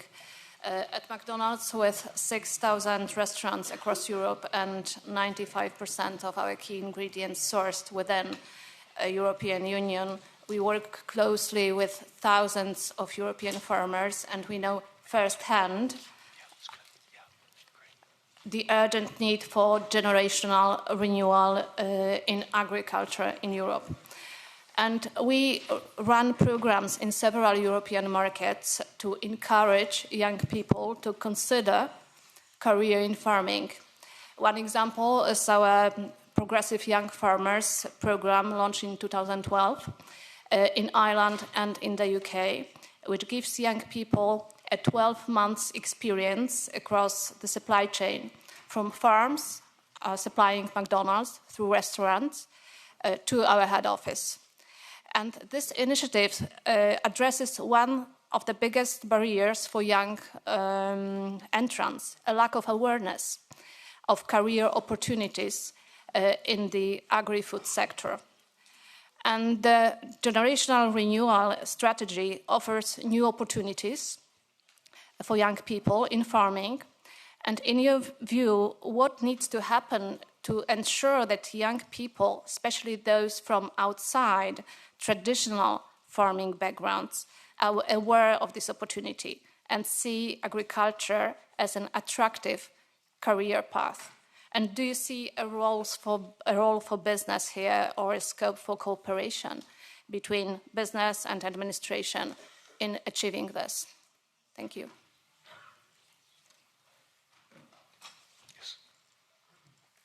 Well, of course, I think this has to do a lot as well with the perception that is out there. I think a lot needs to be done on the educational side because we see that there is huge differences from member state to member state. I mentioned earlier on as well, I can maybe say the best pupil when it comes to the generational renewal in the European Union is Austria. And then you have to ask yourself, what is the reason for that? And there has been as well, how do you say that, a public call, what are the most praised professions in Austria? Number one came in, it was a doctor. Number two was a farmer. And I think that is quite surprising that the image of the farmer there is very important. And there we need to work a lot to make this image change. I know that there are many, and this cannot be done necessarily by the political level, but I think the farmers' organization can do a lot there. And I know that, for example, in the country I know best, in Luxembourg, the young farmers have launched an initiative which is called Froh de Bauer, Ask the Farmer. Because there are a lot of urban legends out there about that the farmers are polluting the environment and here and there. And I think this is something where we need to go to the schools as well and get the contact again with the farming sector. And they have really these initiatives. They do it on social media, but they go as well proactively to schools. And this is, of course, something. It is more credible if a farmer, him or herself, does that rather than if one politician is trying or a media is trying to do that. And then, as I said as well, the working conditions for farmers. These farm relief services, I think, it's something very crucial. Because, as I said, a farmer as well, when you have the choice, okay, it's a passion, of course, it's more than just a job, I know it. I'm coming from a farm. But as well, from time to time, you would need to have a week off. Or you have a child that is sick where you need to take care of. And this is in the farming sector simply not possible. And that is something where these farm relief services will allow as well that there is somebody who is paid, can replace you at the farm. And I see there are a lot of opportunity as well for young and new farmers that need experience, that they can get this experience on a real-life farm. I think this is very important. And then also when we speak about big challenges, because all the farmers I know would prefer to live from the production and be not dependent on public support. That would be the ideal case. But unfortunately, this is not always the case. And therefore, I think it is very important that we work as well on fair prices for our farmers. And that is why I launched in the second week of my mandate in December, and hopefully we will be able to close this interinstitutional negotiation next month on the Common Markets Organization, where we want that the farmers get a contract when they are selling their products, because often, especially in regions in Europe where the farmers are not sufficiently organized in cooperatives or producer organizations, there is a buyer coming to the farm and saying this is the price, and the farmer has to sell it even if it's below the production cost. But the farmer knows in the beginning, okay, last year I harvested so many tons, for example, I had so many money to spend on fertilizers, on my workforce, on my tractor, and I need this margin of profit in order to be able. And if you determine these prices in advance, then this is of course giving the security not only for the farmer, but as well eventually for the bank. And that is why what we are trying to do. We want to strengthen as well the producer organizations because they are in some member states working very well, in others not. And this brings us as well to a problem that then big, let's say, buying companies are buying up in the countries where the farmers are not organized. The farmers have to sell because they can't eat all their milk or grain themselves, then they have to sell it. And this is then making the price as well for others in Europe. And that is something where we need to act upon. Then the administrative burden. I know no farmer that chose the job to fill in forms and standing after a day of 12 or 14 hours to fill in papers or clicking on things. Digital is already better than just doing the papers, but I think we need to take away this burden from the farmers and avoid as well that they make mistakes. And you do mistakes when you have worked 14 hours a day and you have still to do that, then mistakes happen and then they get penalties for that. And this risk, we need to take it away.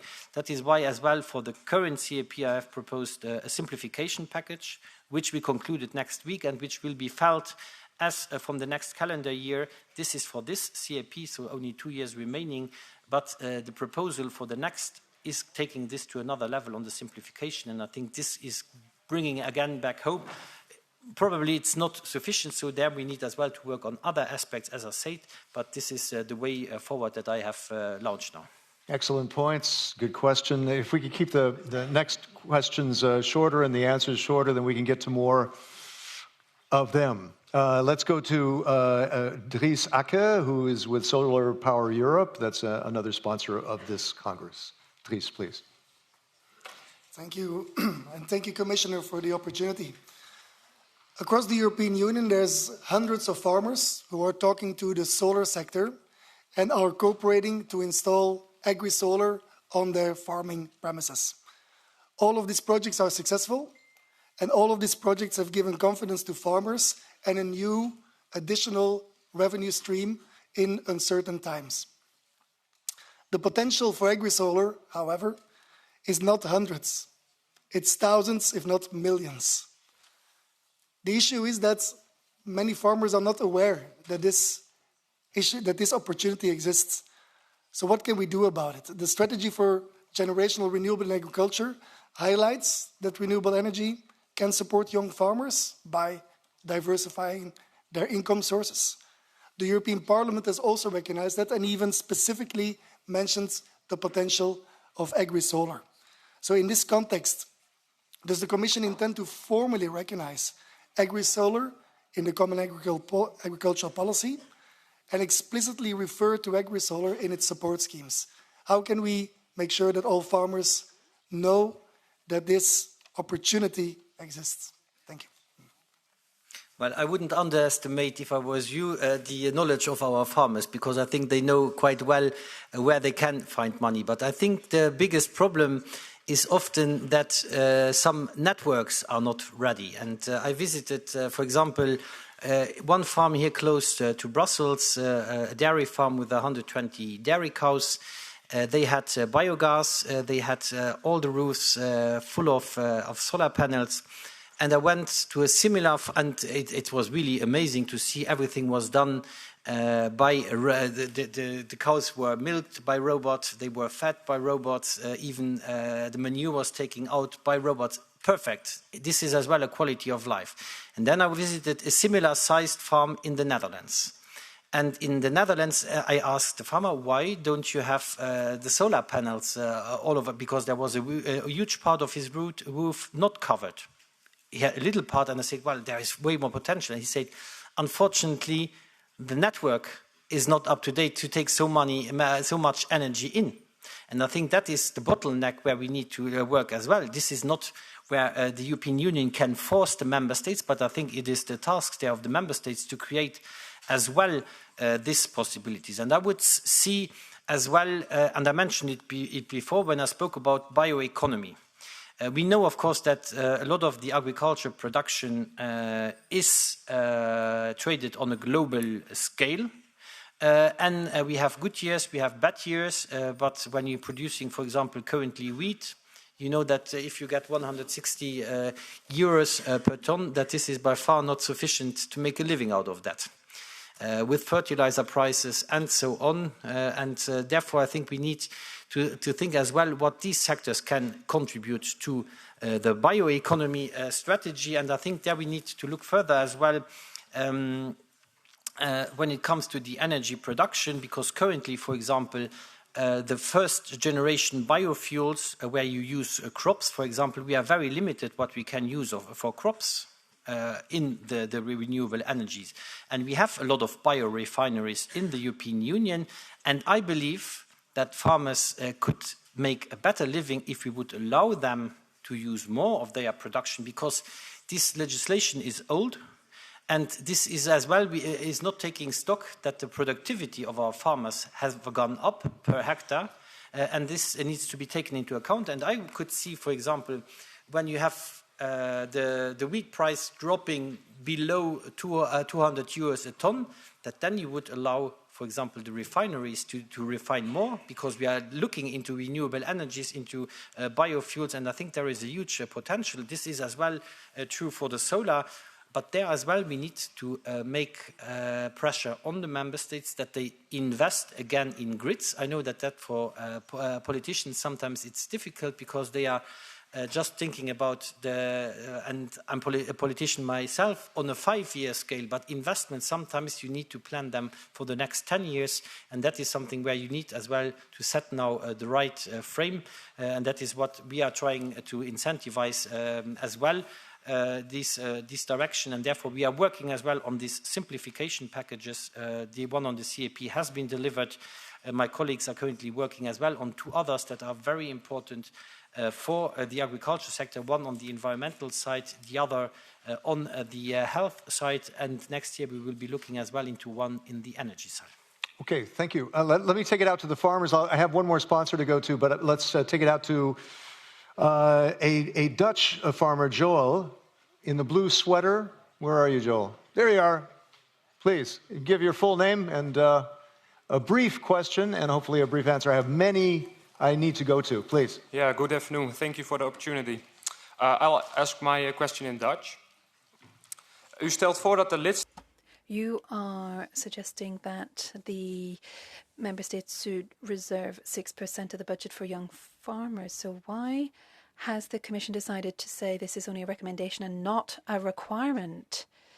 Wouldn't a fixed requirement be better, so that the 6% could actually be used for the young farmers? Please, Christophe.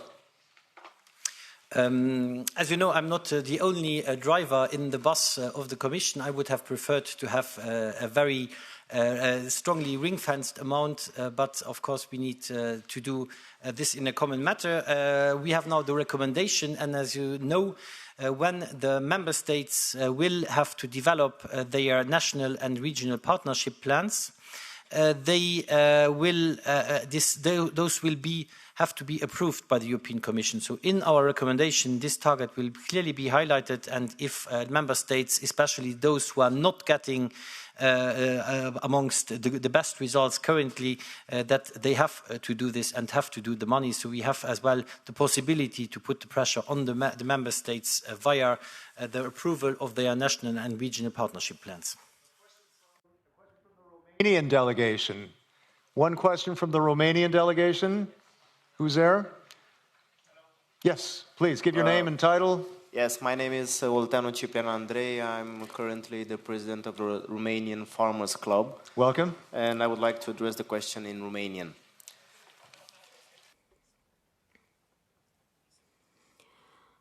So how can you talk about modernizing European farming if through capping you discourage the farms who constantly invest in technology, in upgraded installation and equipment and in resilience? Isn't there a risk that this capping will inhibit these farms that can increase the overall productivity? Thank you. Thank you very much. We met indeed a few weeks ago in Romania at your Congress as well. So we know each other. No, I don't believe that when you speak about the modernization, the money you get per hectare, so the degressive area-based payments, is not about the modernization. The modernization is about the investment support, and the investment is not capped. So you might lose money on the hectare-based payment if you are above the 100,000 euros. Yes, that is true. But the money remains in the member state, and then it depends on the member state to design the other tools, for example, for modernization, for investment on farm, to have a better support there. And there you get exactly the money for the modernization, and that is something where I see the problem currently, that we have the farms that are already above the retirement age. Are they going to invest for the last 5 or 10 years into the most modern practices? I don't think so. And that is something where we need, if we want to focus this, that the young and the new farmers have access to more support when it comes to innovation. And therefore, I think this capping is exactly the opposite and is even driving the modernization of the farms. Okay, let me move to, I'm advised the answer should be in 1 minute, right? Yeah, and that would be nice, yeah, if you could. A question from Portugal, by the way, from the Portuguese delegation. Okay, please. Hello, everyone. I'm Joana, I'm from Portugal. First of all, thank you so much, Commissioner, for being here with us and for sharing your perspectives. My question is, how to ensure a generation renewal in the European agricultural sector and retain and attract young farmers, with the potential reduction of the budget that is related with the common agricultural policy. Thank you. Well, first of all, sometimes people are comparing apples with pears. This budget has indeed a different structure, yes, but 300 billion, that is exactly the money that is currently coming to the farms. This is the minimum secured already. And now, as you probably heard as well, there has been the strong request as well by the European Parliament to make sure that sufficient money is invested, because we have currently, as you know, 386 billion for the common agriculture policy. 300 were already now secured, and we have 453 billion available in the NRP that is not ring-fenced, that can be used for that. But we heard clearly as well that certain members of the parliament, but as well member states, were a little bit concerned that not sufficiently would be invested in the rural areas, and that is why now there has been agreed to put a rural spending target of 10% of the non-ring-fenced money as a minimum again. And this puts now the things way more straighter. So I believe that there is not less money, and I have to say, for the young farmers, and I have to say I got even the remarks from certain ministers that told me, I don't know how to spend 6% on the young farmers.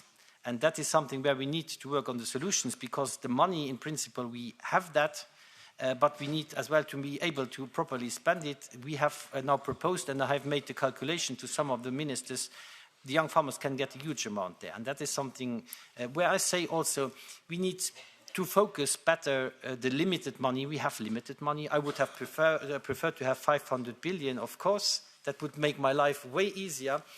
But as you know as well, it is about the member states that need to contribute to this budget.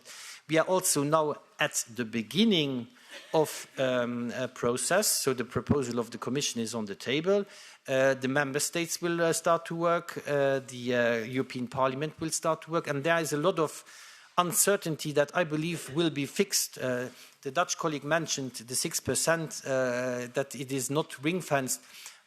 I wouldn't exclude that the European Parliament will ask for such a ring-fencing. I wouldn't exclude that in the rural spending part, there would be something more specific on POSEI, for example. I'm looking at my colleague Paolo De Nascimento.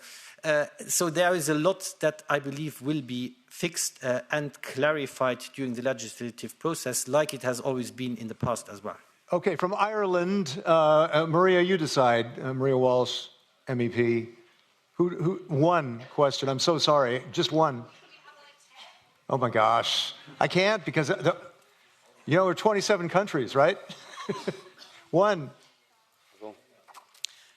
Thanks, Commissioner. My name is Peter McGuinness. I'm a tillage farmer from Ireland, and it's the lowest carbon agri-sector we have, and it's a risk of collapsing. We produce 2 million of the highest quality 2 million tonnes of the highest quality grain in the world to EU standards, be it fertiliser, chemicals, soil and water quality. But it's also, because of all of that, it's the most expensive grain in the world to produce.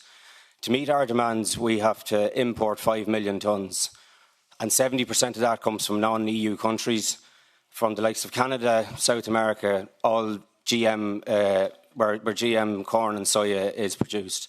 So it's not a level playing field at all. So what I'm asking is, can a fund be put in place that Irish grain and European grain is paid an extra premium for the low carbon grain that it is, and it's not hypocrisy on the Europeans' behalf to open the floodgates and allow all this grain from countries that are of a substandard to what we produce. If we can have a carbon tax on fertiliser and fuels and whatnot, why can't we have a carbon tax on imported grain from non-EU countries? Thank you. Christoph, briefly, yes. Briefly, I have 15 minutes left. I have 15 people who want to ask. If you can be like 3 sentences for each answer, that would be great. A carbon tax, that always sounds very good, but on the other hand, we speak about as well about too much bureaucracy.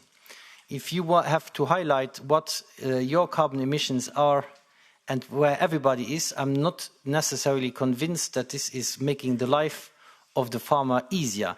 But where you have a point is when it comes to imports, that they should as well be produced according to at least similar standards. We know that certain countries have different, as well in the European Union, we don't have the same plant protection products necessary in all our regions.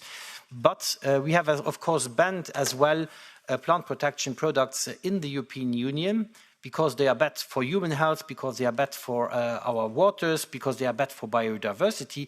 And if our farmers are losing crops because of that, and you are now speaking about cereals, but I have as well spoken to sugar beet producers, for example, that tell me, well, they have I don't know how you name this little animal, it's a Glasflügelcicade in German. Maybe the translators can translate this. This is a little insect biting into the sugar beets, and we don't have any more tools to fight it. And they are losing 30 to 40% of their crops because of that in some regions. So I think that is something where we are creating as well an unfair competition. And if a product is bad in the European Union, it is as well bad outside the European Union. You are right, we have the strictest rules in the world, but the enforcement of these rules is as well key. And therefore, we are working now with my colleague Oliver Varelli as well on putting to zero certain minimum residue levels for pesticides that we have banned already in the European Union. And this brings back a certain level playing field. To make it now with additional administrative burden, I'm not convinced.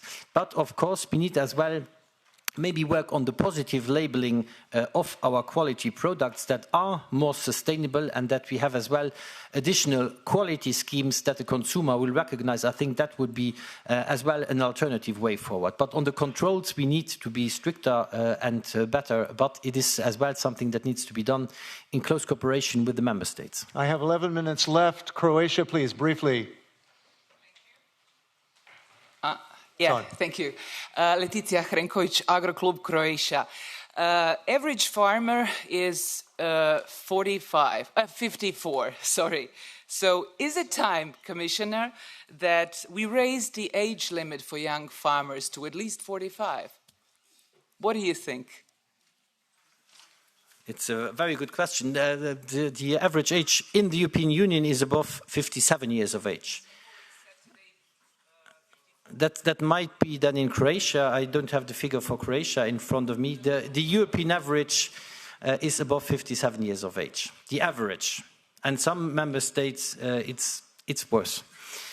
So this is a question, of course, that we need to say, and I have said this repeatedly as well. If you are a farmer and you get children when you are 25. And for example, or when you are 30, and when you are 55, well, maybe your child would like to work as well on the farm. But you are 10 years away from retirement age. How are you going to do that?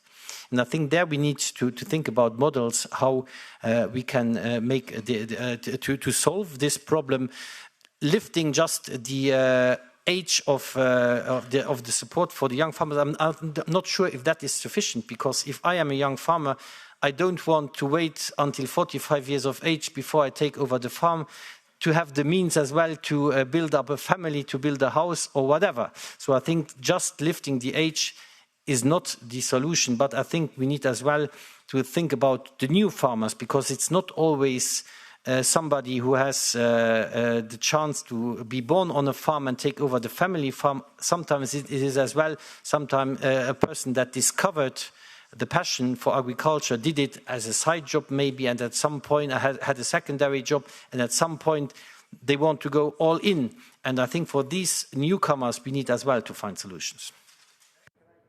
Go to South Tyrol. Who's with South Tyrol? Hello. I was told South Tyrol. No? Here. South Tyrol. Hello. Also, mein Name ist Raphael Beer. I'm Raphael Beer. South Tyrol is part of Italy, but we speak German. It's an old Austrian province. In my area, I'm from the mountains. We have very small holdings, about 2.5 hectares, fruit and a few dairy cattle. So you might think, how can we run a farm with those kind of figures? So my question to the Commissioner is, how can we manage in these disadvantaged areas, and I think this speaks for many areas in the Alps and around Europe, how can we keep agriculture going? Agriculture has so much significance for rural development and the connection between people and nature. Thank you. Vielen Dank. Vielen Dank. Dann kann ich auch auf meinem. Thank you. Well, I'll reply in my Luxembourg, Germany. Of course, small holdings are also very important. I always say that there are no large and small holdings. There are only holdings that produce food and those that don't. And it's important for us to support those that actively contribute to our food security. That's the first point. Second point, how can we achieve that? Well, I think we need to work on simplification, and that is why we have proposed in our simplification package that we adopted last week that the small farmer scheme be expanded and bring it up to €3,000, so it could considerably help many of the holdings in your region in cutting red tape. And for the next CAP, we have proposed enhancing coupled payments because we've seen that particularly in mountain areas where there is less and less cattle farming because it's a hard job, that we can specifically support that. So now we've got 13% earmarked for decoupled payments, and now we're saying it should be 20%, and that member states should be given the possibility to particularly support disadvantaged areas up to 25%. This has another positive effect, and that is that the money goes to those who actively produce. So decoupled payments could be used for cattle farming, or they could be used for fruit species, or thinking about Spain, you could use decoupled payments for olive production in areas where it's more difficult to produce olives. You could think about protein plants where we have a big lack in Europe. So there are many opportunities and many ways of helping those farmers in small holdings in disadvantaged areas. Una pregunta de España. Sí. No, I think so. The farmers group here, right? Buenas tardes. Good afternoon. My name is Mónica Domínguez. I'm 29. I come from Spain, from Domingo dos Santos and the area of Salamanca. I am part of Asaja, and I work on intensive farm holding. And I have the following question. I think it's something that concerns all of us. How can you ensure that within 5 years we're going to be able to continue working on our holdings and making sure that they are profitable, given so many issues like tuberculosis, Marrow, blue tongue, long, lots and lots of paperwork, lack of reciprocity, and the food that comes from third countries like Morocco or Mercosur? How are we going to deal with that? Thank you.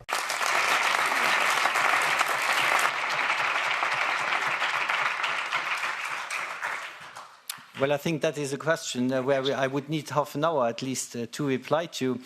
No, I of course know that the pressure on the farming sector, especially as well on the animal producing sector, is extremely high. I can't think of a time where we had so many animal diseases at the same time. I was in Greece and in Bulgaria, where there is the small ruminants pox currently that is devastating the production. We have blue tongue, foot and mouth disease, avian flu, and so on. And I think there is a lot that can be done, but we cannot just compensate because there we simply don't have the money to do so. We have currently an agricultural reserve where we can partly help if, for example, you are producing dairy in a zone of blue tongue and you are not allowed to sell your milk. We can compensate you for the loss of your milk production. That is a part, but it is not sufficient. What we need to work on is on insurance schemes, because currently only around 20% of the farming sector has an effective insurance on their production. And there I'm working very closely with the European Investment Bank to find the solutions and the tools to do that. Then when you speak about imports from third countries, we have, and I partly answered to that already when I replied to the Irish colleagues, that we need to be stronger when it comes to controlling what is imported. This is mainly competence of the national authorities.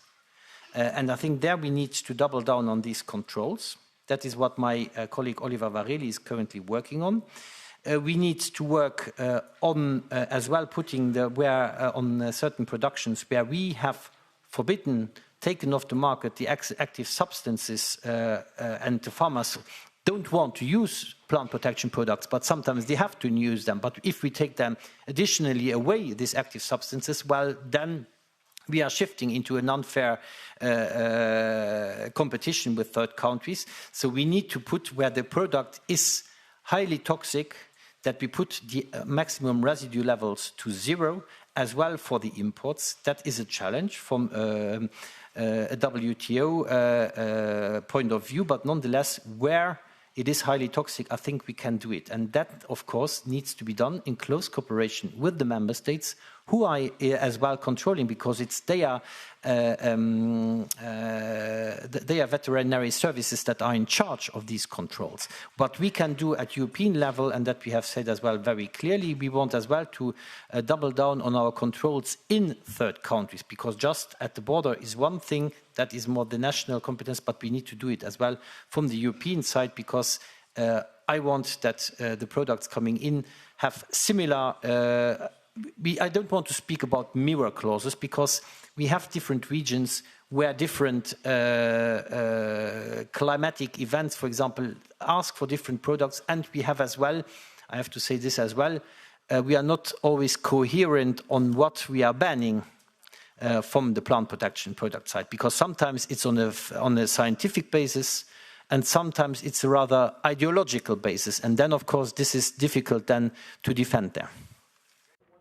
Final question from our third sponsor, CropLife Europe, Olivier de Matos, please. Thank you. And thank you, Mr. Commissioner, for giving your perspective. So I'm not going to ask a question about trade and MRLs. That would be a long one. And thank you. You would kill me, so I will avoid that. We can have a side conversation on this. I'm just going to focus on digital. We have a digital award today. And we are, in your introduction, you mentioned a lot of problems that young farmers were facing in terms of access to land, in terms of finance. There are also other dimensions that are related to access to knowledge and training. We know that in the rural areas, many advisory services are understaffed, and basically they spend a lot of time supporting on the admin side of things, and also admin tasks, and that leaves less time to focus on on-field training. So I was wondering what role you see for digital tools, including artificial intelligence, playing in order to meet or to address the challenges of lack of training, lack of also knowledge sharing on the cutting edge technologies, and also the advice to the young farmers on the ground. Thank you. Well, again, this is a very far-fetched question. I would say that we should take the innovation as a global point of departure. And I also want to make the reference that we have not only the CAP budget that is available for the broader farming sector, but as well the competitiveness fund, where we could indeed think about how we can better access these funds as well for the sector, the broader sector, because I think that is very important to see not only the primary producer, but is as well the entire economy that is standing behind the farm and food production in Europe. So I think these funds need to be better exploited for our sector in general.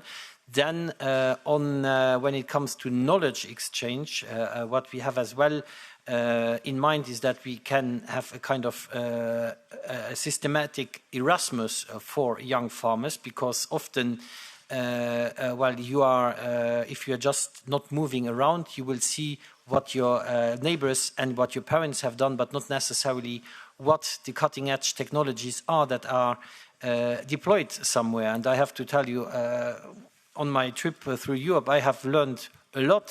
For example, I give you an example. We had the informal council in Denmark, and we went to visit a company. I will not name it, but they are, for example, producing enzymes that you use as well as feed additives for the animals, but where you will be able to use the proteins in a way more efficient way. An enzyme is something what everybody has in his stomach somewhere, in his digestion tract. But to get such an enzyme on the market, it's a pain in the, I don't say the rest, but and it's taking too much time. But there we could achieve huge savings for our farmers. When you speak to scientists, you see as well that you could use, for example, we haven't spoken yet about fertilizers. Fertilizers is, especially for the cereal producers, a major input cost, and the fertilizer prices are at record levels, and I fear that these record levels are not going down anytime soon. There are still possibilities of using a certain kind of bacteria, for example, and reduce the fertilizer, the chemical fertilizer used by a significant part. It's even cheaper than the conventional fertilizers, and it is as well then representing a huge economy. But we need to get these points on the market. And then on the advisory service, of course, this is something that is foreseen in the Common Agriculture Policy. This will remain mandatory for the future, but I agree we need to invest because we don't have sufficient independent advisory in many regions in the European Union, and I think this is something where we need to find together solutions how we can make this again more widely spread. But I think as well the mobility of our farmers to go to sea to other places of Europe, discover eventually other kind of types of production that are more rentable, and we have as well to acknowledge climate change is as well a reality. So what might have been 50 years ago to produce in a certain region in the European Union might not be appropriate nowadays anymore, and eventually not in certain years later. And I was recently in Greece, where I had as well a plant security facility, research facility, where they were as well projecting, for example, how where the olive trees are currently is good to plant them, and where will it be in 2050. And I think these are choices, especially with a plant that needs a lot of time to grow, that you do these projections for the future, because otherwise you continue eventually to produce something that is not so much viable anymore in your region. Your commissioner everywhere on the ground across Europe, Christoph Hansen. Thank you very much. Big hand. A lot of good concrete examples. Thank you, Christoph. See you next time. Thank you. Great. And our next section of today are two of our co-organizers, CAP and Asaja, if I can call you both up. It's Alvaro Mendonça Emura, president of the Confederação dos Agricultores de Portugal, and José Pravia, president of Asaja Cadiz, a young farmer and rancher. Welcome.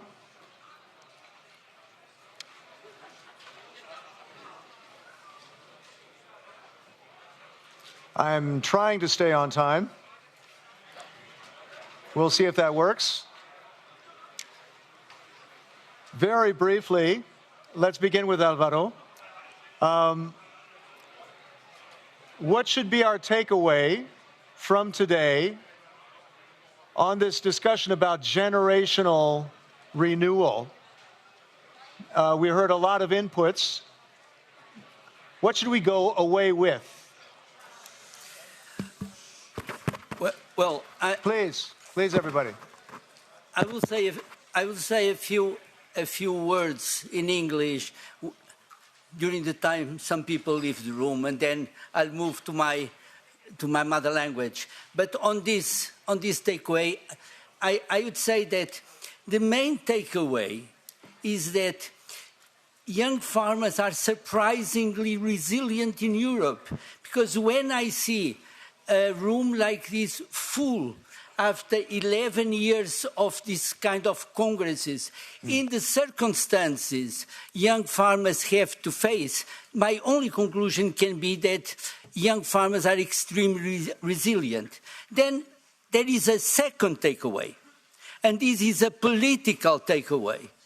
And I'm sorry that Commissioner is no longer here, but my second takeaway, and please, don't forget it in a few years when we will have elections. my point is, and that's the second takeaway, never in our history in the European Union has any party has such a power as the EPP has today. Be it in the Commission, be it in the European Parliament, we have the Commissioner for Agriculture. So if things don't change, don't blame the others. It's for the EPP to answer the farmers. We want a really change. And as the Member of Parliament for Spain has said, unfortunately, we have not yet overcome the Timmermans stage. We have still a lot to go. I take away a lot of good indications from the Commissioner when he says, for instance, that in fact we have to be much more careful concerning what we import from third countries to have a much more fair, level playing field. This is a change. This is an important change. Let's take this, but let's ask the Commission in a few months, what have you done? Because for us, that's crucial. We are not in favor of protection, and I remember what the President of SEJA has said. We are not in favor of protection, but we want to have a level playing field. That's what I take with me today. Go to, I'm so sorry, I'm running out of time. Can I go to Jose Pravia, president of Asaja Cadiz, because the president, Pedro Barato, couldn't join us, who's the president of Asaja. But please, a couple words, a couple points on what the takeaway should be, what you think the takeaway should be. What can you add to what Alvaro said? Well, thank you very much. If you don't mind, I'm going to change to Spanish, my mother language. Okay, está bien. Bueno, creo que... Well, I think Alvaro summarized this very well. It's been said that agriculture is alive, farming is alive. There are so many of us here, we can see that. I'm a young farmer as well, but there are concerns. I mean, we are very concerned because there was a lot of hope in the change of government. As Alvaro said, the European People's Party has never had this much power. Since July, we've been very concerned but optimistic about that changing, because if it doesn't change, as Alvaro said, and don't want to repeat everything he said because I completely agree with him, but it's got to change because young people are the ones most concerned about the future. And there are that many young people here in this room from all over Europe, and that shows that farmers are concerned and something has got to change. Both of our co-organizers, Cap and Pravia, Cap and Asaja, please. Thank you. Thank you very much. Now let us go to the project awards. Okay, please. The project awards, we begin with the sponsors. We call up the sponsors who will then hand out the awards. I'd like to call back up Anna and Dries and Olivier, if you could be up here in front of the podium. And these are the awards that we're handing out this year. The Best Digital Project, who is, let's see, it's being handed out by, yes, Olivier, right, exactly. And we need a mic. Where's the microphone? Do we have a microphone?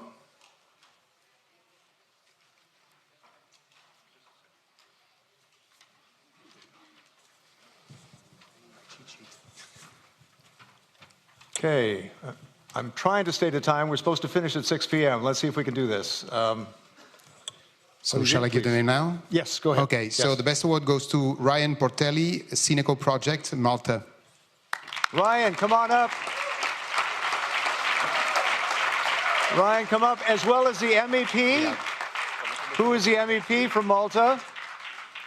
MEP from Malta.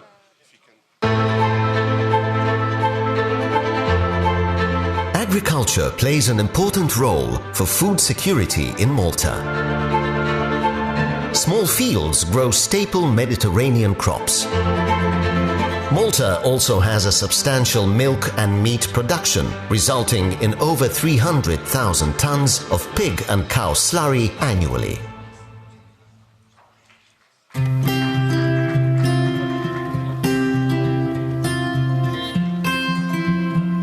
Sinico is developing a pilot project to recycle this slurry into biomethane, separation solids in the form of organic fibers, clear water, as well as an ammonium sulfate solution, ASS.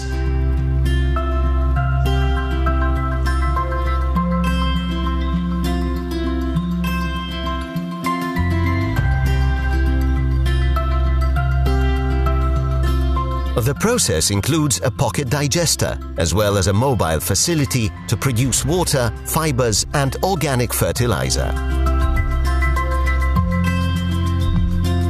Synthetic ASS is already used as a liquid fertilizer by farmers for fertigation via drip irrigation. Sinico will produce bio-based ASS, recovered from animal slurry. Separation solids are 25 to 30% dry and contain organic matter that is very important for soil fertility in Malta. These solids will be processed so that the majority of plant-available nutrients, and not least organic matter/carbon, are not lost. The clean water produced will be reused for irrigation via the existing farm infrastructure. Farmers will be equipped with Crop Manager, a mobile app, to help them optimize nutrient management using bio-based Sinico products as opposed to imported chemical fertilizers.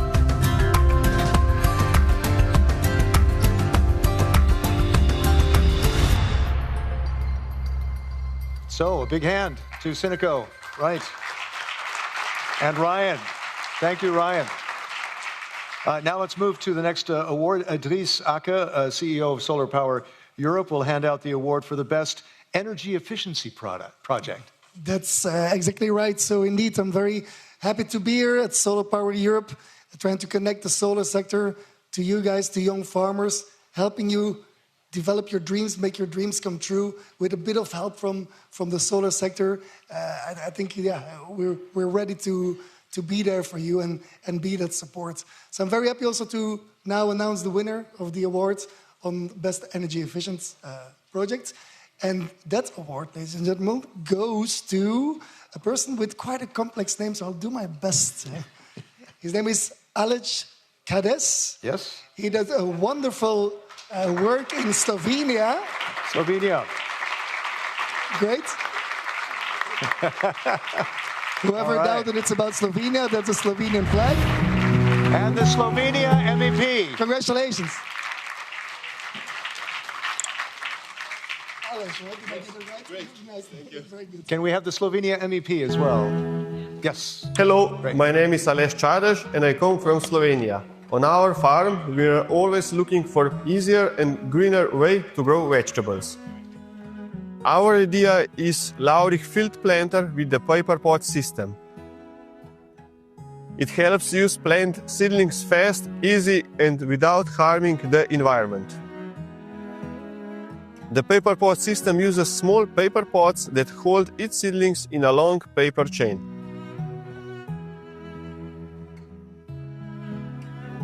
With our Laurich field planter machine, we can plant them quickly and evenly without using any plastic trays. This saves a lot of water, soil mix and time, and also makes less waste. The paper pots break down naturally in the soil, and so nothing pollutes the land. Plants grow stronger and faster because we don't damage the roots when transplanting. Our system helps small farms be more efficient and take better care of the planet. We also teach other growers how to use this system. Together we can make farming more sustainable and responsible. Our dream is to see this idea all across Europe. We believe that with innovation like paper pot system and Laudig field planter, we can make Europe more greener, reduce waste and help European farmers thrive. We are proud to share our story at the European Young Innovative Farmer Competition.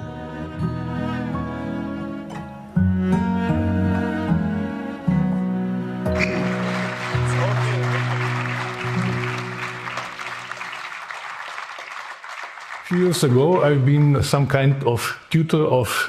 Great, congratulations to Alish.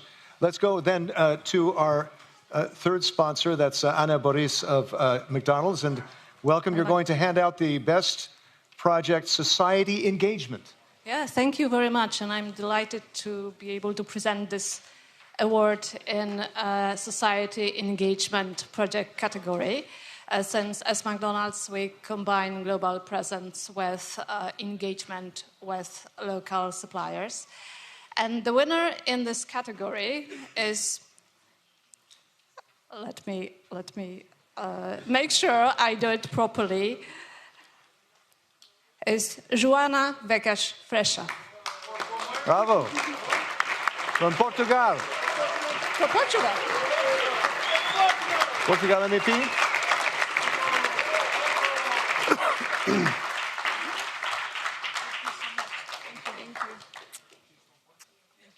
Congratulations. Thank you so much. A Herdade da Torre está situada em Alcácer do Sal, na zona do Alentejo. A herdade são aproximadamente 400 hectares, dos quais temos aproximadamente 27 hectares numa zona baixa, que são campos de arroz. Depois a herdade vai subindo, tem à volta de 220 hectares, que são basicamente pastagens e culturas temporárias ou culturas permanentes. E depois tem uma zona muito densa, aproximadamente 150 hectares, do montado intenso de sobreiro. Eu, durante toda a minha vida profissional, dediquei-me ao setor financeiro e desde pequenina, que eu cresci aqui na herdade em conjunto com o meu avô e com a minha mãe, eu sabia que em algum momento queria passar para mim e tomar conta da gestão da herdade da Torre, já que sou quarta geração. E no ano passado, em 2024, a minha mãe e eu tomámos essa decisão de passar a gestão da herdade dela para mim e, portanto, iniciei este projeto de Jovem Agricultora em 2024. O projeto Jovem Agricultor, no fundo, consiste em 3 grandes objetivos. Primeiro, reintroduzir o gado ovino. Optei por uma raça autóctone, uma raça que faz todo o sentido no ambiente, na situação e na zona geográfica que estamos em Portugal, que é a ovelha merina preta. Neste momento já tenho aproximadamente 275 ovelhas, mas há aqui claramente um potencial enorme de ter um gado grande ao longo da herdade. O segundo objetivo do projeto é conseguir uma melhor captação e, neste caso, fontes de água. A herdade tinha tipicamente muitas charcas, mas que não é suficiente para o obramento animal e a produção extensiva de gado ovino. E, portanto, o projeto procura realmente encontrar fontes de água e utilizar a água de uma maneira sustentável ao longo da herdade. E também a própria captura da água será feita através de painéis solares. E o terceiro grande objetivo é fazer parcelas mais pequenas para primeiro conseguir ter uma forma mais eficiente de trabalhar e depois também melhorar a pastagem e o solo de uma maneira mais eficiente e sustentável. Uma herdade, quando temos uma herdade com 400 hectares, o que faz sentido é realmente conjugar aqui o que é o próprio montado, o arvoredo, com a utilização de gado, neste caso gado ovino, para melhorar os solos, fertilizar os solos e assegurar um ecossistema que seja um ecossistema equilibrado. É importante atrair novos jovens agricultores, mulheres, com novos projetos, uma visão mais moderna, mais avançada, para uma zona que nós sabemos, que é o caso do Alentejo, que é uma zona que está a sofrer de um despovoamento grande. Congratulations to Portugal. To Joana. Congratulations to Joana. Now, this is an exceptional award that we're giving out this year, is the best farmer. Sorry? No? That's it? Yes, best farmer of the year. Yes, right. Norbert Linz, who is the vice chair of the Agriculture Committee here at the European Parliament. Welcome, Norbert. You are also head of the jury.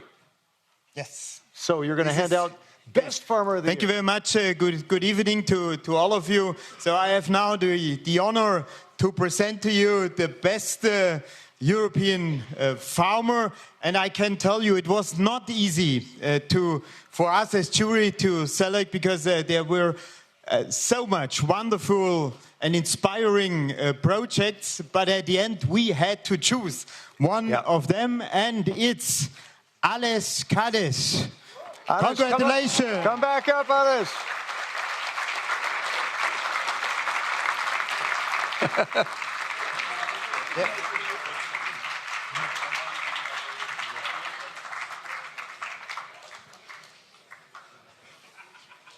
Congratulations. Thank you.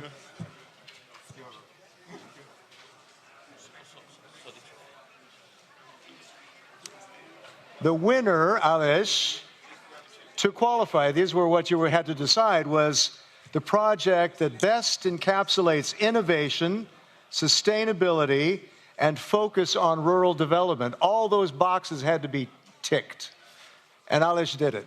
Welcome.